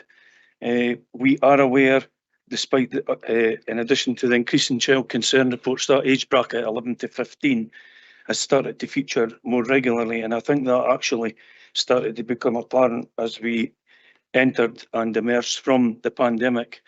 We've got a piece of work underway to identify the concern reports for these young people. We know we've got a breakdown of the general nature of the concerns, but we're drilling into it at the moment to just try and firm up exactly what were the nature of these concerns. What I can tell you is a large number of them in the 11 to 15 bracket related to children and young people who'd run away or hadn't returned home. There's aspects in relation to alcohol use, and there's concerns around their mental health. These are the big ones. There are other categories here, but it would appear in a sort of general context at the moment, and we're doing some audit work to find out the detail of that. It does appear to relate to behavioural issues. What's causing that, or what may have caused that, we're speculating at the moment, but there'll be an element of exploitation, and there'll be an element of behavioural issues possibly having emerged from COVID. And that kind of translates into some of the anecdotal evidence we're hearing from our colleagues in education and in the police. So we are exploring that age bracket in more detail. Yeah, can I just add to that? One of the things we've been looking at nationally is what we're calling contextual safeguarding, which is non-familiar child protection or issues. Most of the work that we have done, and certainly the case in relation to younger children, is around about risk to children from their family or extended family members. In the 11 to 15-year-old group, I think we're starting to look nationally, and there's been some work done down in England by Dr. Furman around about children who are placing themselves at risk through their behaviour, either being exploited themselves or through their own behaviours are placing themselves in other ways at risk, and whether a different model than the traditional child protection model would be helpful to supporting these children. And Ian and Ross from a child and adult protection are looking and exploring this at the moment and seeing whether there's some learning we can take from models that are a bit further developed down south. But it will be about perhaps looking at the young person wider than just within their own family, within their neighbourhood, within their schooling, within their associations, etc., etc. So I'm hoping perhaps by this time next year we'll maybe be able to see some further developments in that area. Thank you. I'll take the two remaining first questions and then move to the second questions, there being no further first questions, I see. Councillor Peter Barrett. Thanks, Andrew. I wanted to ask Bill about the interagency referral discussions and the review that was done of them and the areas for improvement that are listed on page 19. A lot of those areas look to me as a layman to be the sort of issues that would be resolved by having some dedicated administrative support, which was identified. But when you look at the conclusions and actions on the following page, there isn't anything to say whether that's actually been addressed. So, you know, is that a priority? Has it been acted upon? Or is it going to be identified in the next review as something that's still outstanding? So.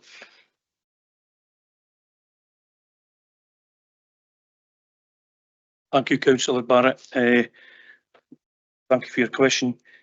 I led this review along with police colleagues, and it was a small-scale review.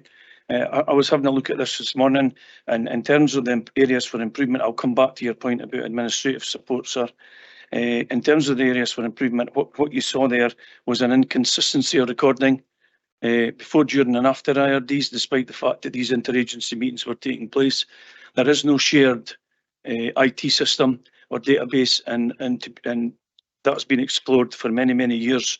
So it's down to how these meetings are chaired and how the information shared and how it's recorded accurately. So there was an inconsistency in the recording.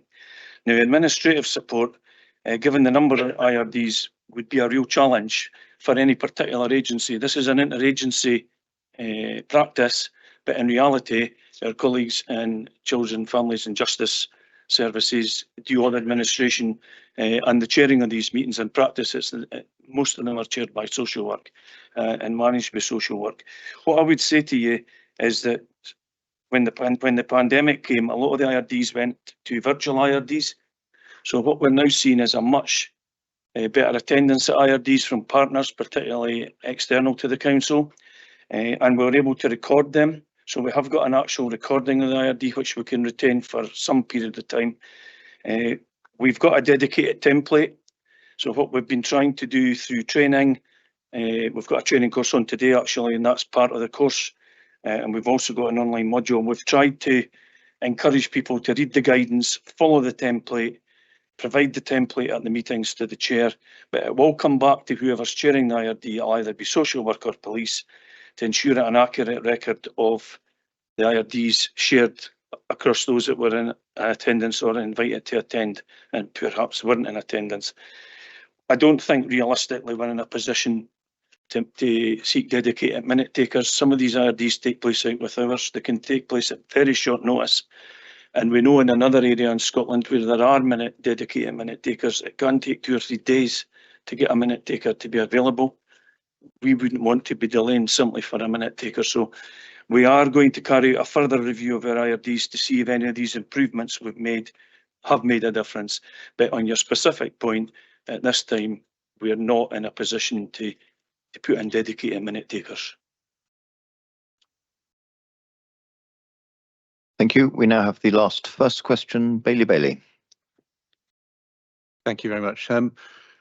Looking at page 103 of the overall document pack, which is figure 15, it describes there how more than 1 in 10 pregnancies in our area involve a social work referral. And we heard earlier in response to Councillor Barrett's question on the previous paper that there's rightly a low bar on those referrals, which is appropriate given the circumstances. My question, though, specifically on this is, do we have any figures that tell us how many of those unborn baby referrals go on to require an intervention of some shape or form from the service? Thank you.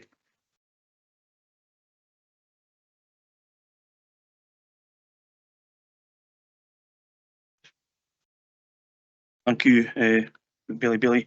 Yes, we do have some information. This is an area we've been exploring further, particularly when at Tayside, because the majority of these unborn baby referrals continue to come from, rightly so, from NHS Tayside. That doesn't preclude other partners like social work or housing or any other agencies submitting these unborn baby referrals. And I think the data this year showed a slight increase of 127. I think earlier in my report, in terms of, if I'm correct, of these 24, I think, went to a pre-birth case conference and 23 were registered, so a very high conversion rate.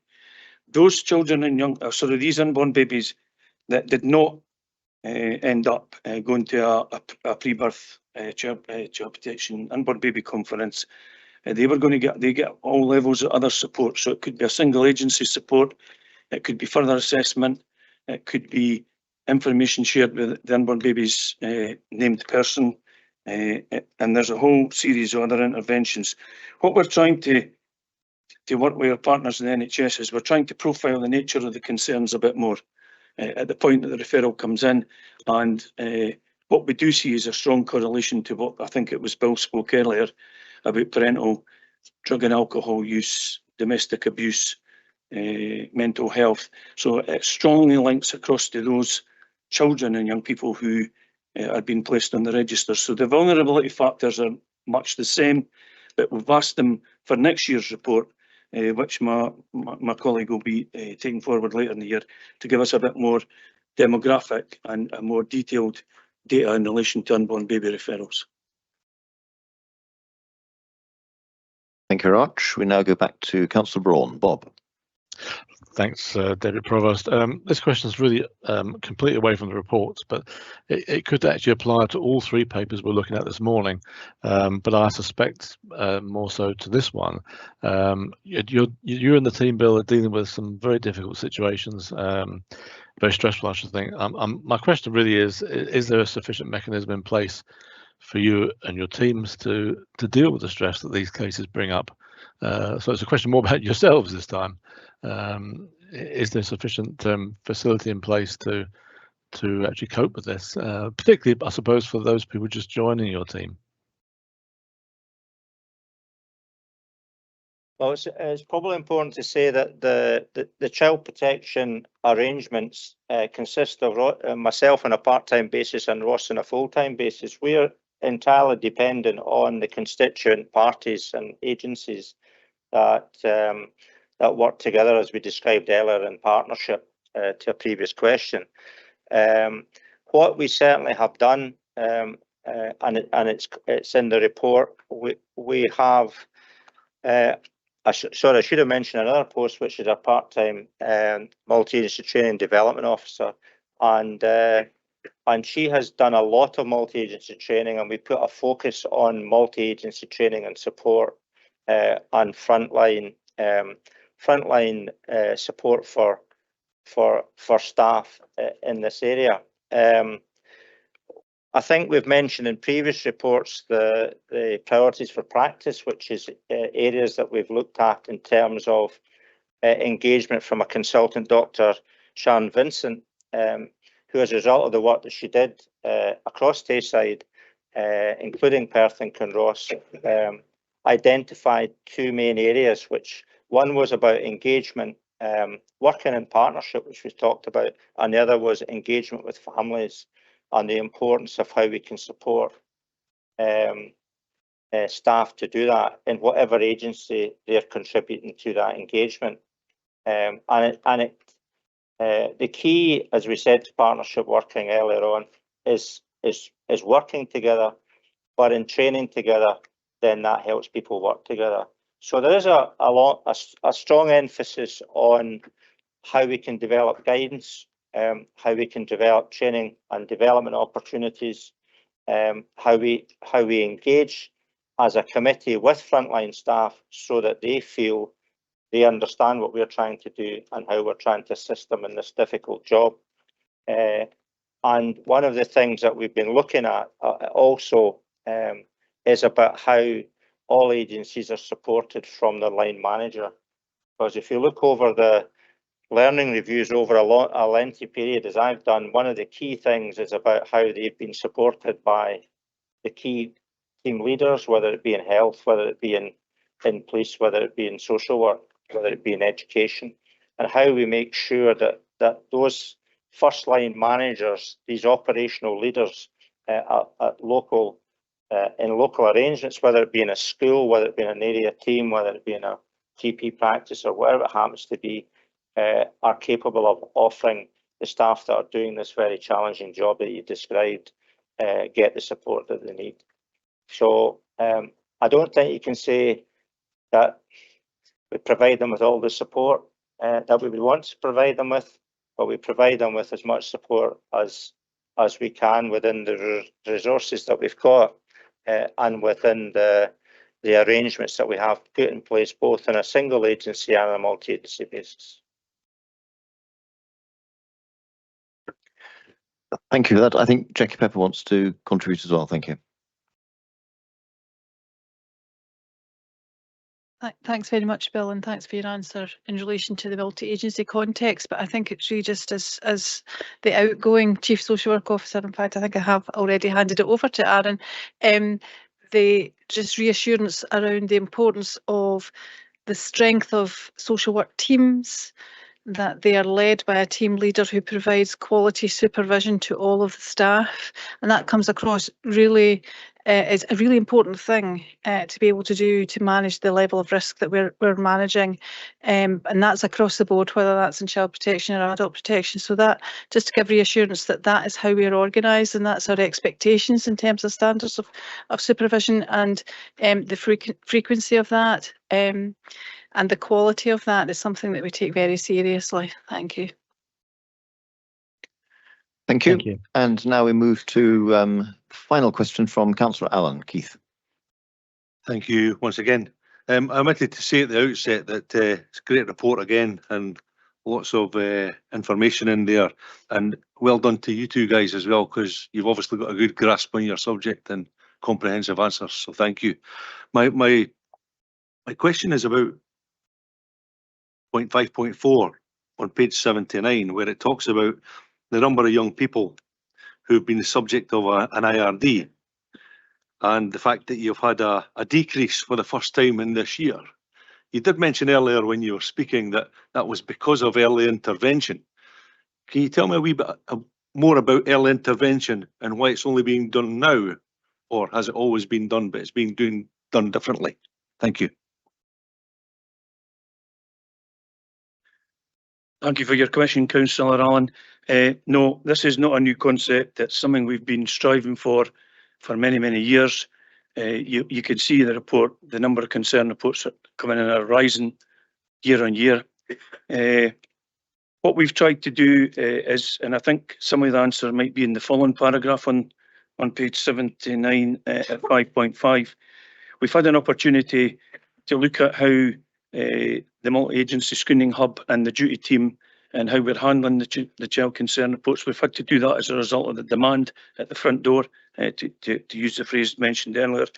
But we've also managed to, we've actually upskilled our staff to make better use of child and young persons plans at a much earlier stage. So that prevents the need to get into the child protection formal processes. So we've made increasing use of the child and young persons plans. We've also, particularly within social, within Aaron and Hazel's service, there's been a redesign of some of the teams. So there's been a changing around of some of the focus on the teams. We'll not go into the details there if you need it. So there are more of the teams providing that earlier help and support and intervention to try and stop the concern becoming so serious it ends up in formal measures. So I think some of the answers are in paragraph 5.5. GIRFEC was mentioned earlier. Getting it right for every child. That also gives us additional opportunities, and we're constantly working to embed that fully across our own services and across partners. Thank you very much. Can I ask now the council leader to move the reports? Thank you.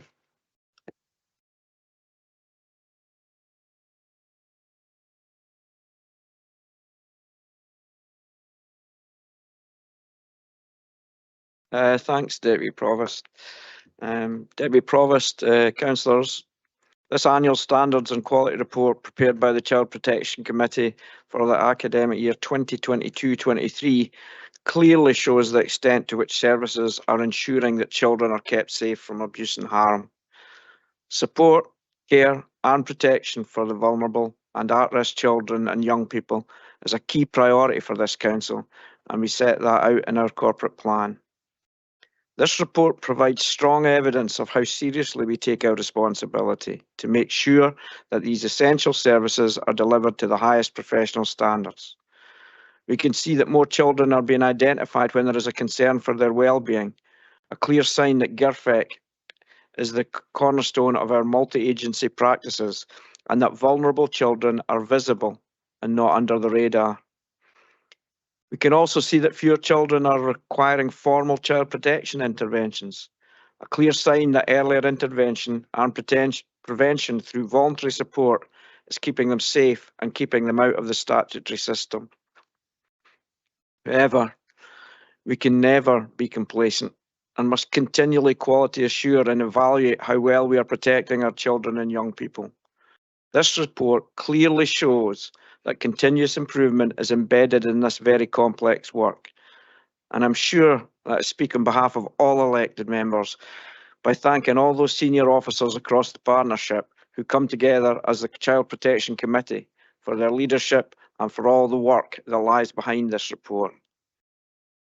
This report provides a valuable tool to gauge the quality of our child protection services, and this has remained very positive in the most challenging of times. Again, from all of us, our sincere thanks must go to our frontline staff, whose commitment to getting alongside our children, young people and families, and working through the most challenging of circumstances. The public is encouraged to report any concerns about children. It's all our duty, through the number displayed on our website. And we must remember our Child Protection Duty Team and Out of Social Work service is available 24/7 throughout the 365 days of the year. I move this report. Thank you very much. And can I ask the Deputy Leader to second the report? Thank you.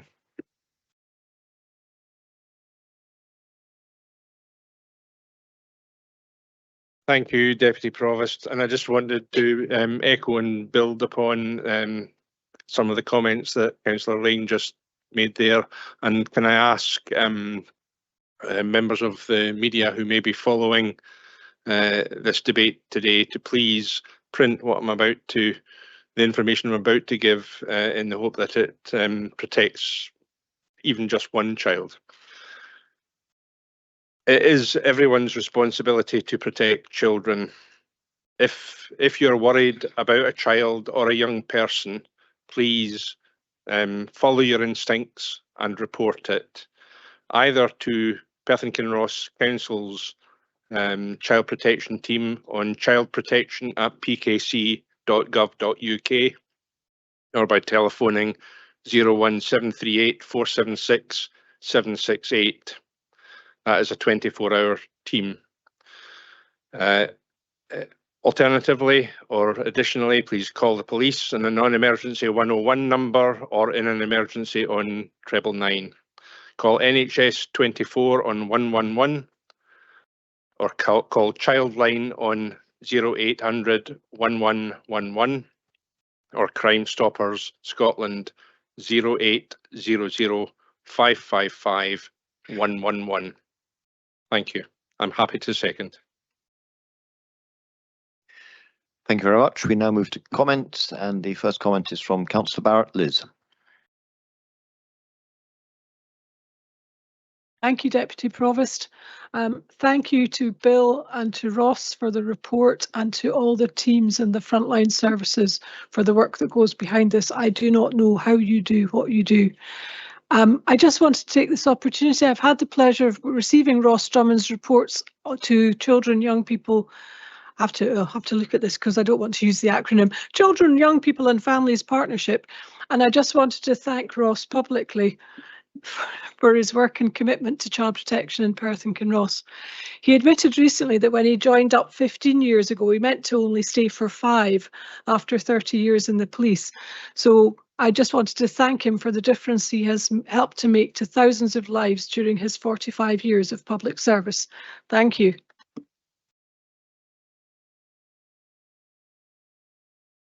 Thank you very much. And we now move to Councillor Rebek. John. Thanks, Deputy Provost. Just very briefly, I don't want to repeat anything that previous 3 speakers have said. I agree with it all, and also want to commend the good work that's done here. I also just very briefly want to say as well to Ross Drummond, who's been very helpful to me over the years in my children's services role, a role which I appreciate Councillor Frampton's now taken forward. So thank you, Ross. You're certainly going out in style, given that the tie you're wearing, but today. So, but best wishes. Thanks, Ross. Thank you, Deputy. Thank you very much. And can we now move to Councillor Shires? Caroline.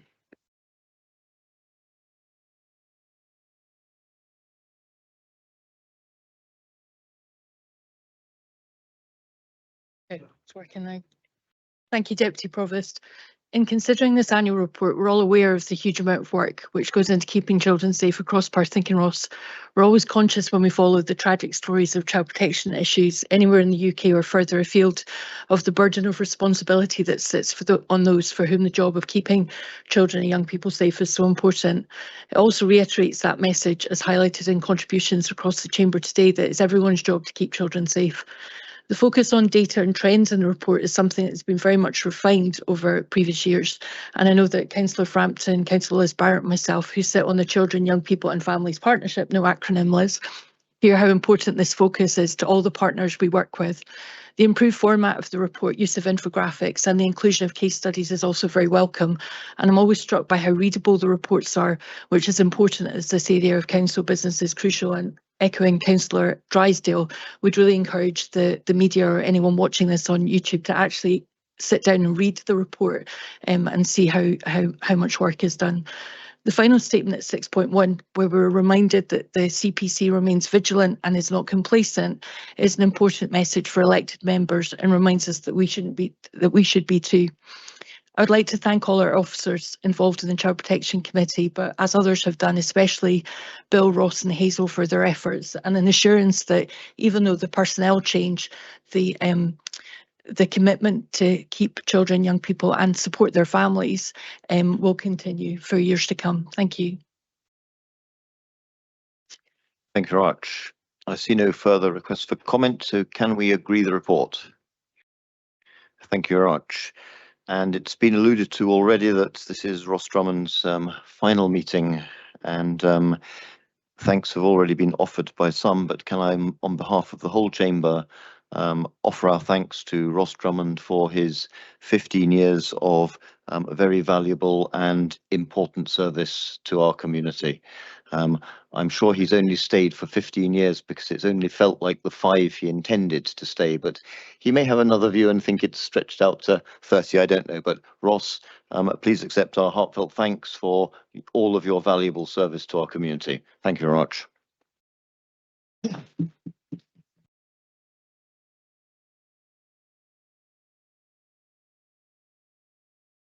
We now move to item 7, the Adult Protection Committee Annual Report 2022-23. And again, can I ask Jackie Pepper to introduce this report? And then I think she's going to hand over to Bill Atkinson again. Thank you.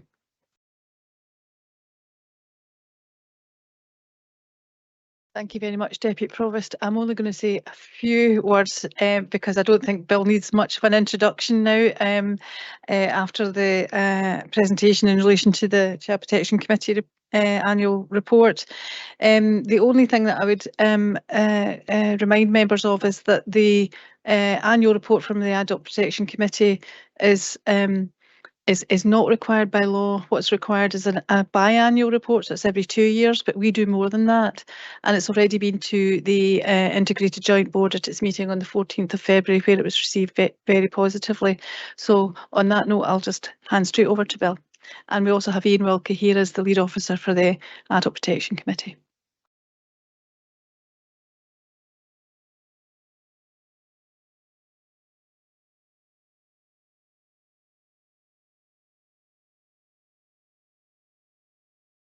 Thanks very much, Jackie, and thanks again for the interest in the chamber this morning on this and the discussion that we had from the Integrated Joint Board as well was helpful in terms of recognising your important role in scrutiny and support of this work.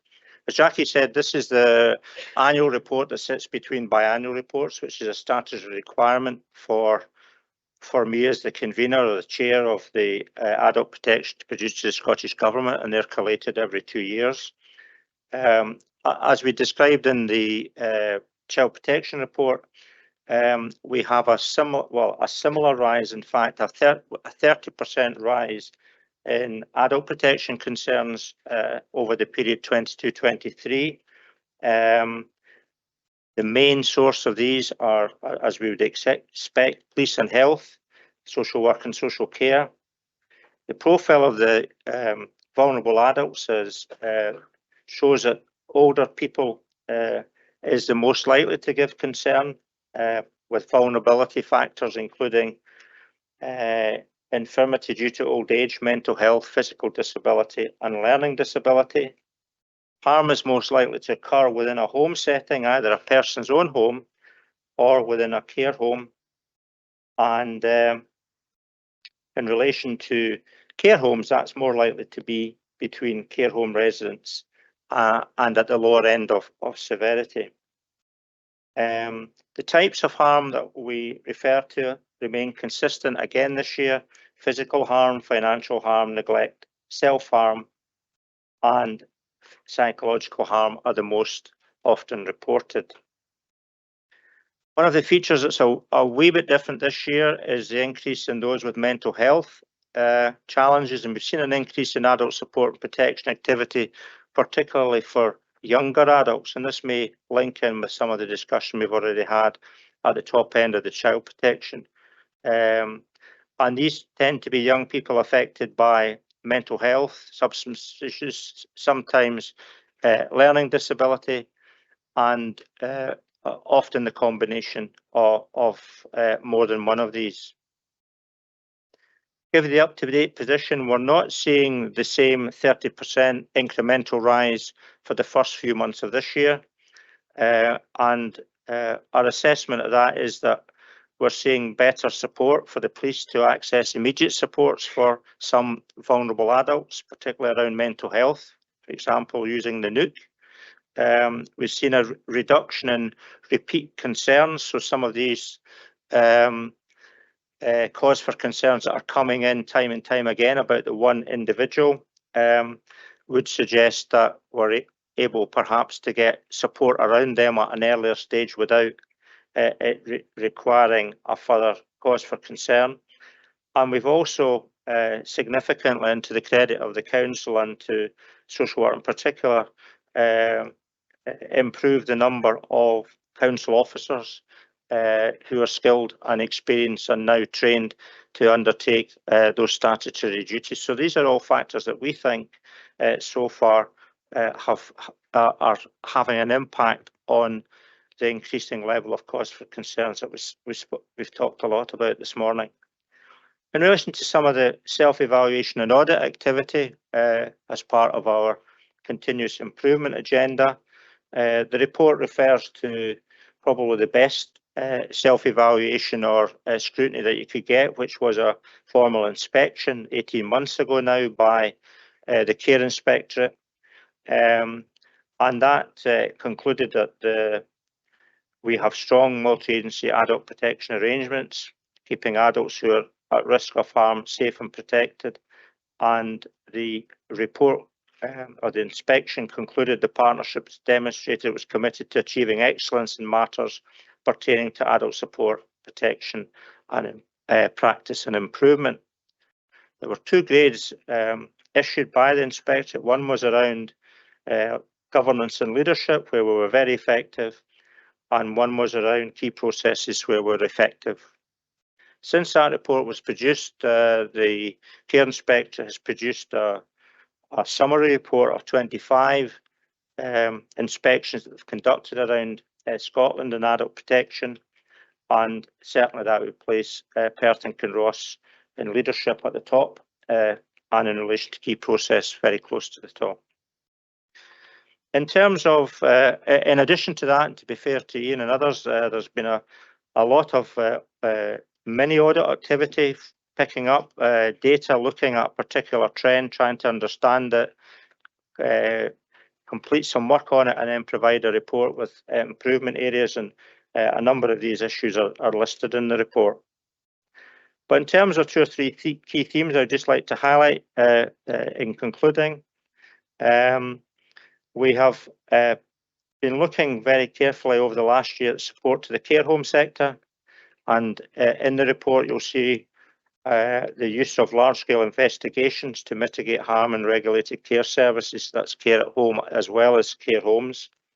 And we carried out a review in this reporting year, which has led to more integrated, multi-agency and coordinated approach to how we work together, and also to try and identify what are the kind of issues that are coming up and how can we, through a multi-agency approach around the operational group, multi-agency operational group that now meets to at a senior level to consider how they can support the care home sector better. We've managed to reduce, and Ian will have figures for you if you're interested, the number of large-scale investigations that we've undertaken in Perth and Kinross. We've also been looking and trying to develop a broader approach to adult support and protection. There was new national codes of practice issued last year, which guides us down a more trauma-informed approach to understanding vulnerable adults and the issues that they face, particularly around choice and a better interpretation, perhaps, of how we assess lifestyle choice. And a good example of that is in relation to the work we're doing on self-neglect and hoarding.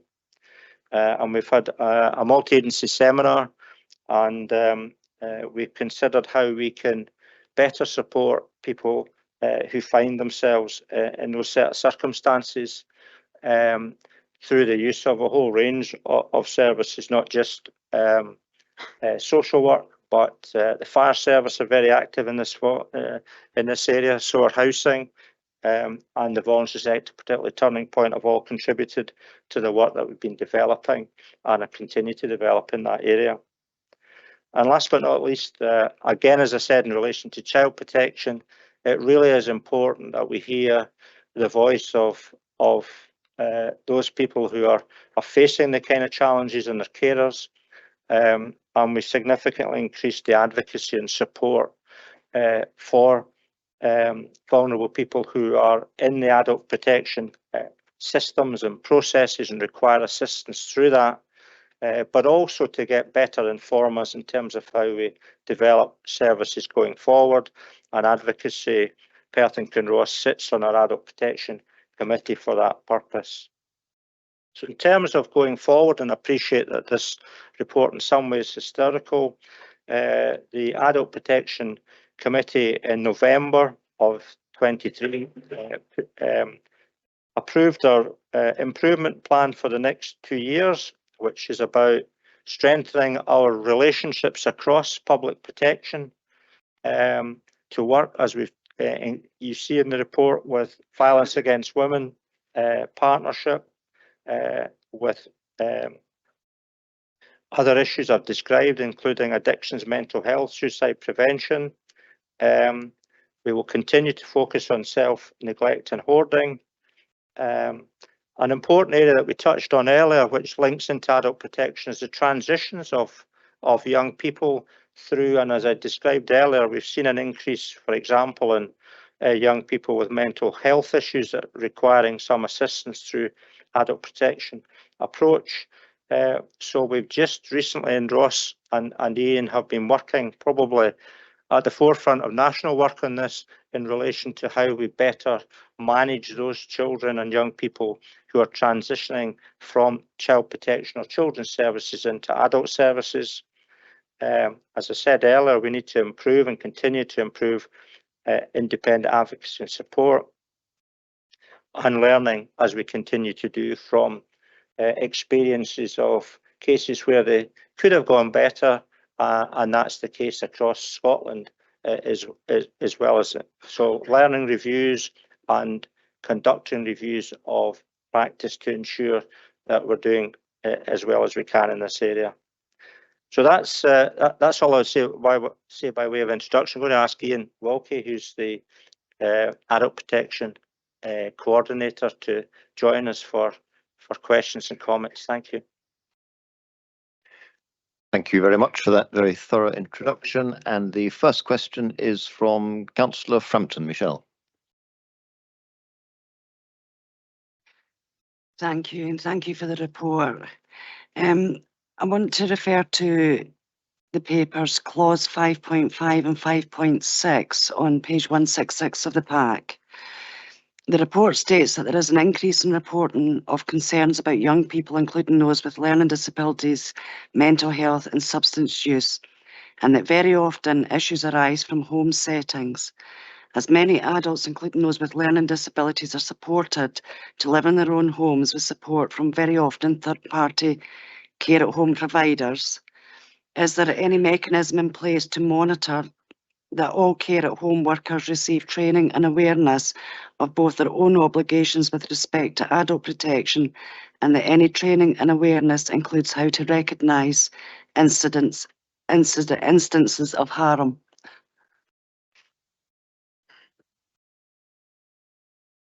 Yeah, thanks for the question. And absolutely, we're talking about, or I was talking a minute or two ago about the arrangements we put in place around care homes and the importance, but absolutely there is clearly an issue about making sure that those providing care at home are as trained as they could be in the very difficult task that they have to undertake, and they would be available for any training and development in the same way as other staff are that Ian and his colleagues put on in relation to adult protection.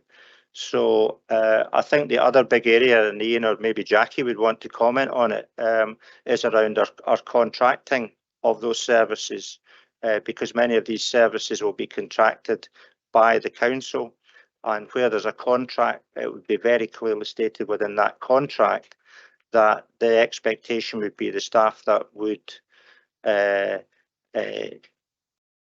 execute the contract, like would take part in the contract, would be people who had at least a minimum level of adult protection training.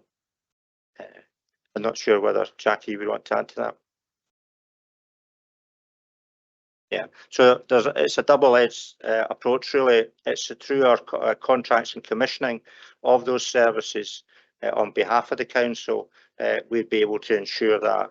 But also, more widely, I think it would be about saying clearly both, whether they're in the private sector or whether they're in the voluntary sector, they would have access, and they do have access to some of the training that we arrange for broader adult protection. Ian, is there anything else you want to add? Yeah, thanks very much. There's not much more I can add to that, but no, you're absolutely right. Our care at home providers are often the eyes and ears, and they're often supporting probably the most vulnerable adults, in their own home. So there is an absolute appetite for them, to have a clear understanding about what is adult protection and what's harm and what they need to do about it. So, and as Bill quite rightly said, we're already in discussion with our commissioning teams, because where our care at home provision is provided by a third sector, there's an opportunity there to underpin that contract with the expectation that each and every care at home provider or care at home support worker will undergo certain amounts of training, one of which I would expect to be on recognising and responding to adult concerns and adult at risk of harm. Thank you. And we now go to Bailey. Alistair. Thank you, Deputy Provost. My question is on page 193 of the report, section 5.8, and that talks about the focus on financial harm, which I'm pleased to hear about. I'm pleased to hear about the focus, not the financial harm. It notes that financial harm is a prevalent risk area. How well are we, in our opinion, and how well equipped are the adult social care team and the police to detect and act when vulnerable adults become victims of online and other financial scams and crime? Thank you.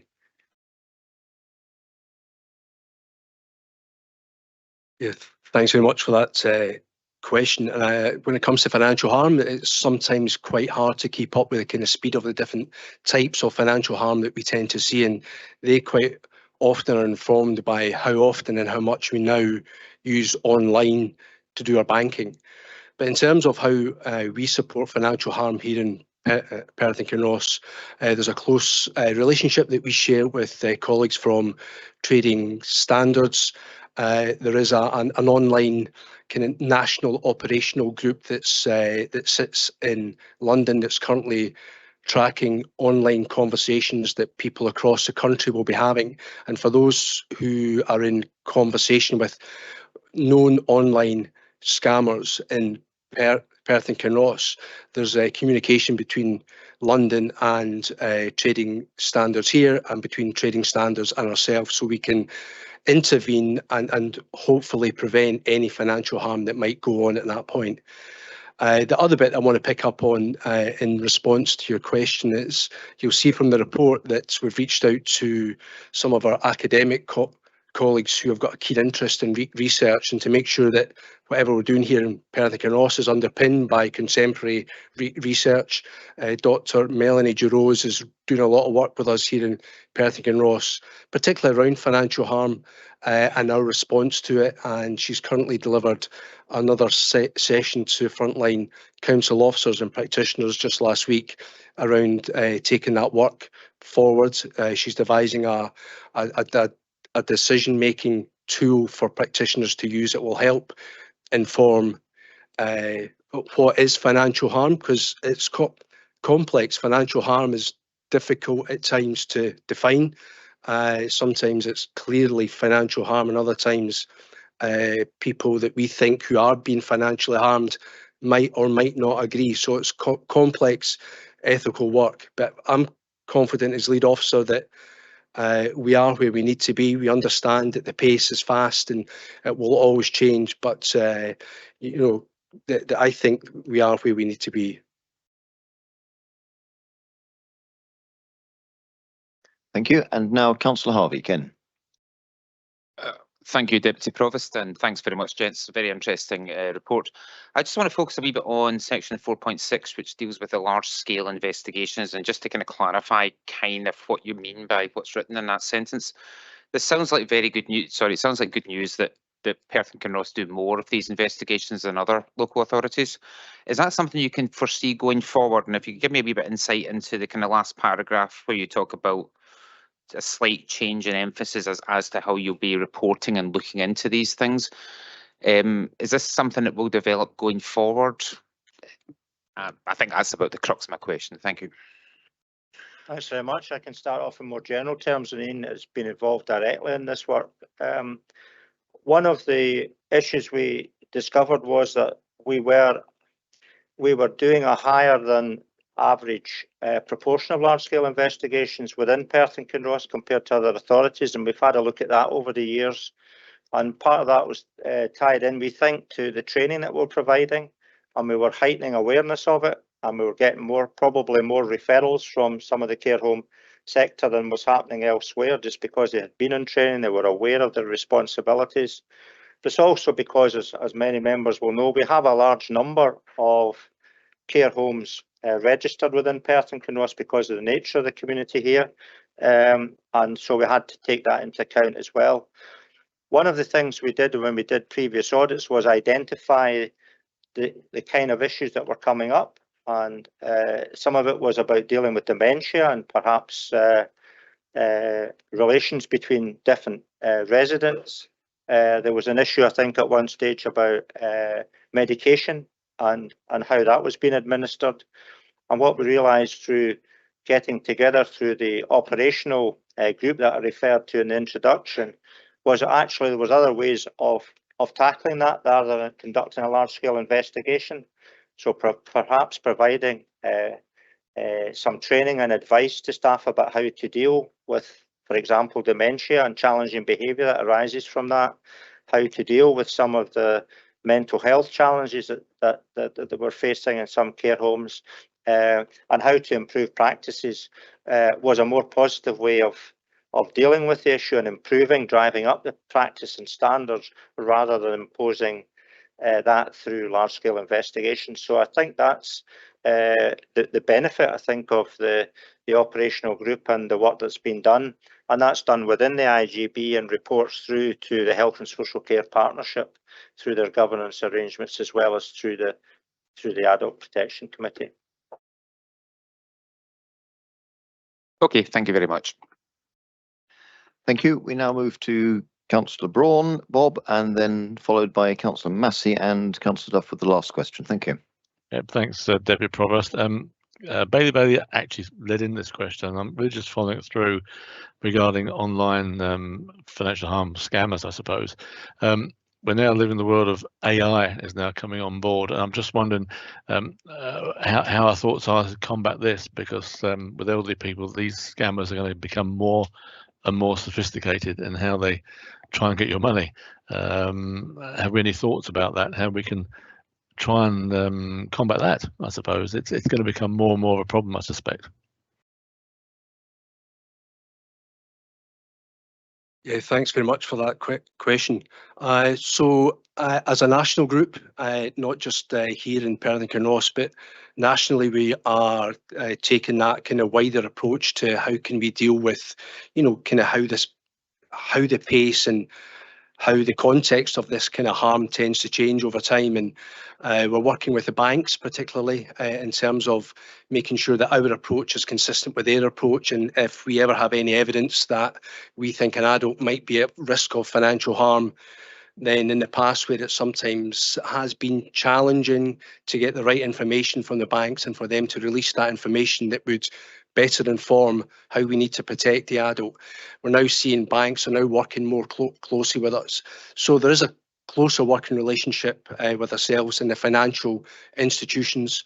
They, as much as we can kind of help inform how that needs to change, and certainly there's a national appetite to make sure that kind of where we see the changes that we see them together. Thank you. Now move to Councillor Massey. Ian.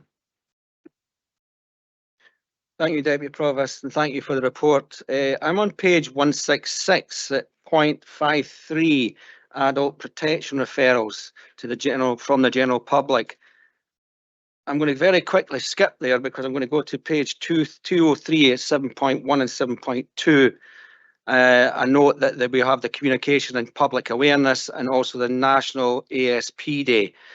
My question is really on how widespread is awareness among the general public, and also has that awareness contributed to an increase in referrals?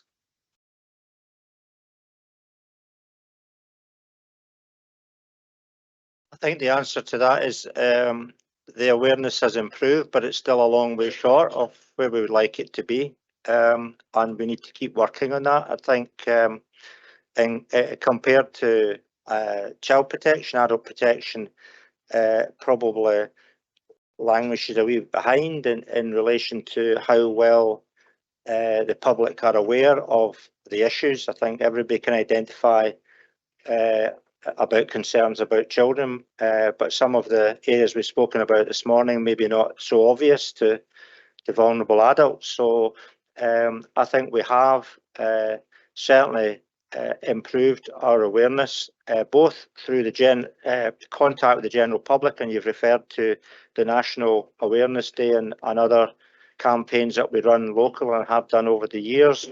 But we're also putting a lot of effort into other agencies heightening their awareness. If you use, for example, health, and you think of the contact that vulnerable families have with health services in all its different guises, then having a greater awareness from health staff of the need for adult protection issues and how they could go about tackling that and who they refer to, etc., is important. So you're right. There isn't enough referrals from the general public, although sometimes referrals from the police or perhaps even from health may come through the general public to them and then on to us. But any work that we could do and continue to do, and you can do it in supporting us to heighten that awareness, would be gratefully appreciated, because I think we've still got a long way to go to uncover all the nature and range of vulnerable adults that we deal with. And I think, as I said in the introduction, starting to push the boundaries wider into broader public protection is one way of going about that. But all the help that we can get in terms of heightening awareness would be appreciated. Thank you. And now finally, Councillor Duff. John. Thank you, Deputy Provost. My question relates to a couple of pages. On page 179, where there's the infographic, I suppose quite concerningly, it says that 41% of harm comes from care home settings. I'm not sure from previous reports whether that's an increase or a decrease, but I do notice on page 193, it talks about the care home operational group, which has continued, I think, since it was established during the kind of COVID restrictions. And I'm just wondering whether that group or that structure, if you like, is improving the situation in care homes in relation to harm, or has it led to, I suppose, an increased reporting of situations that we didn't report before? Thanks.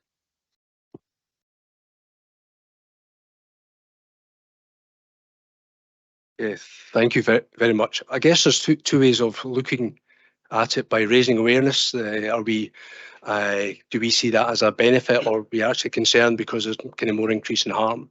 And we've always taken the view that we would rather see an increase in concerns shared with us, because that would mean that there's more awareness of where an adult might be at risk of harm, and where that is shared with us, we're in a position to go and do something about it. I guess your earlier point around the number of adult support protection bits of work that have been done within the care home sector itself, there is a kind of recognition that probably one of the most vulnerable groups that we will ever work with, and there's an expectation here in Perth Kinross that there's always a standard of care that they should always receive.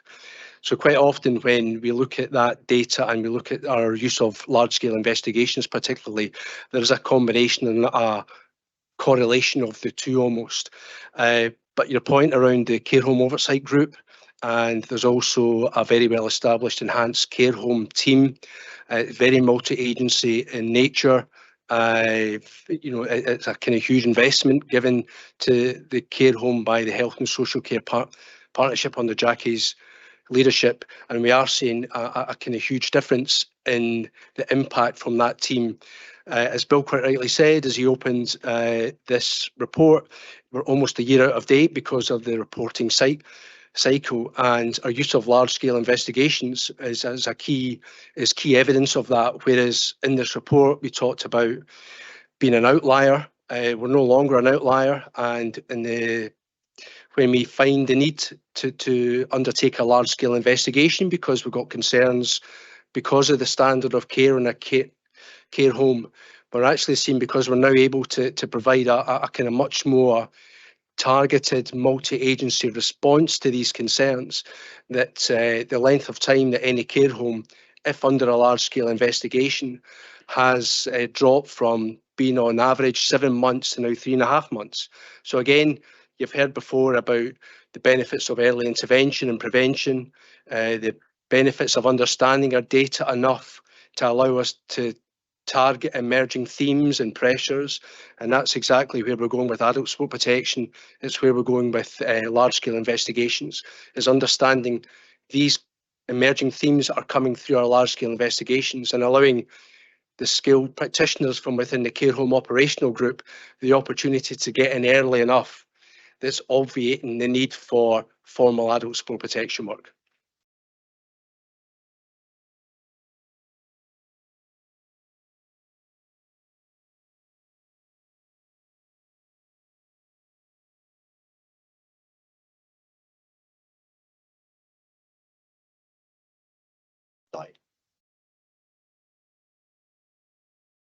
Thank you very much. Can I now ask the council leader to move the report? Thank you.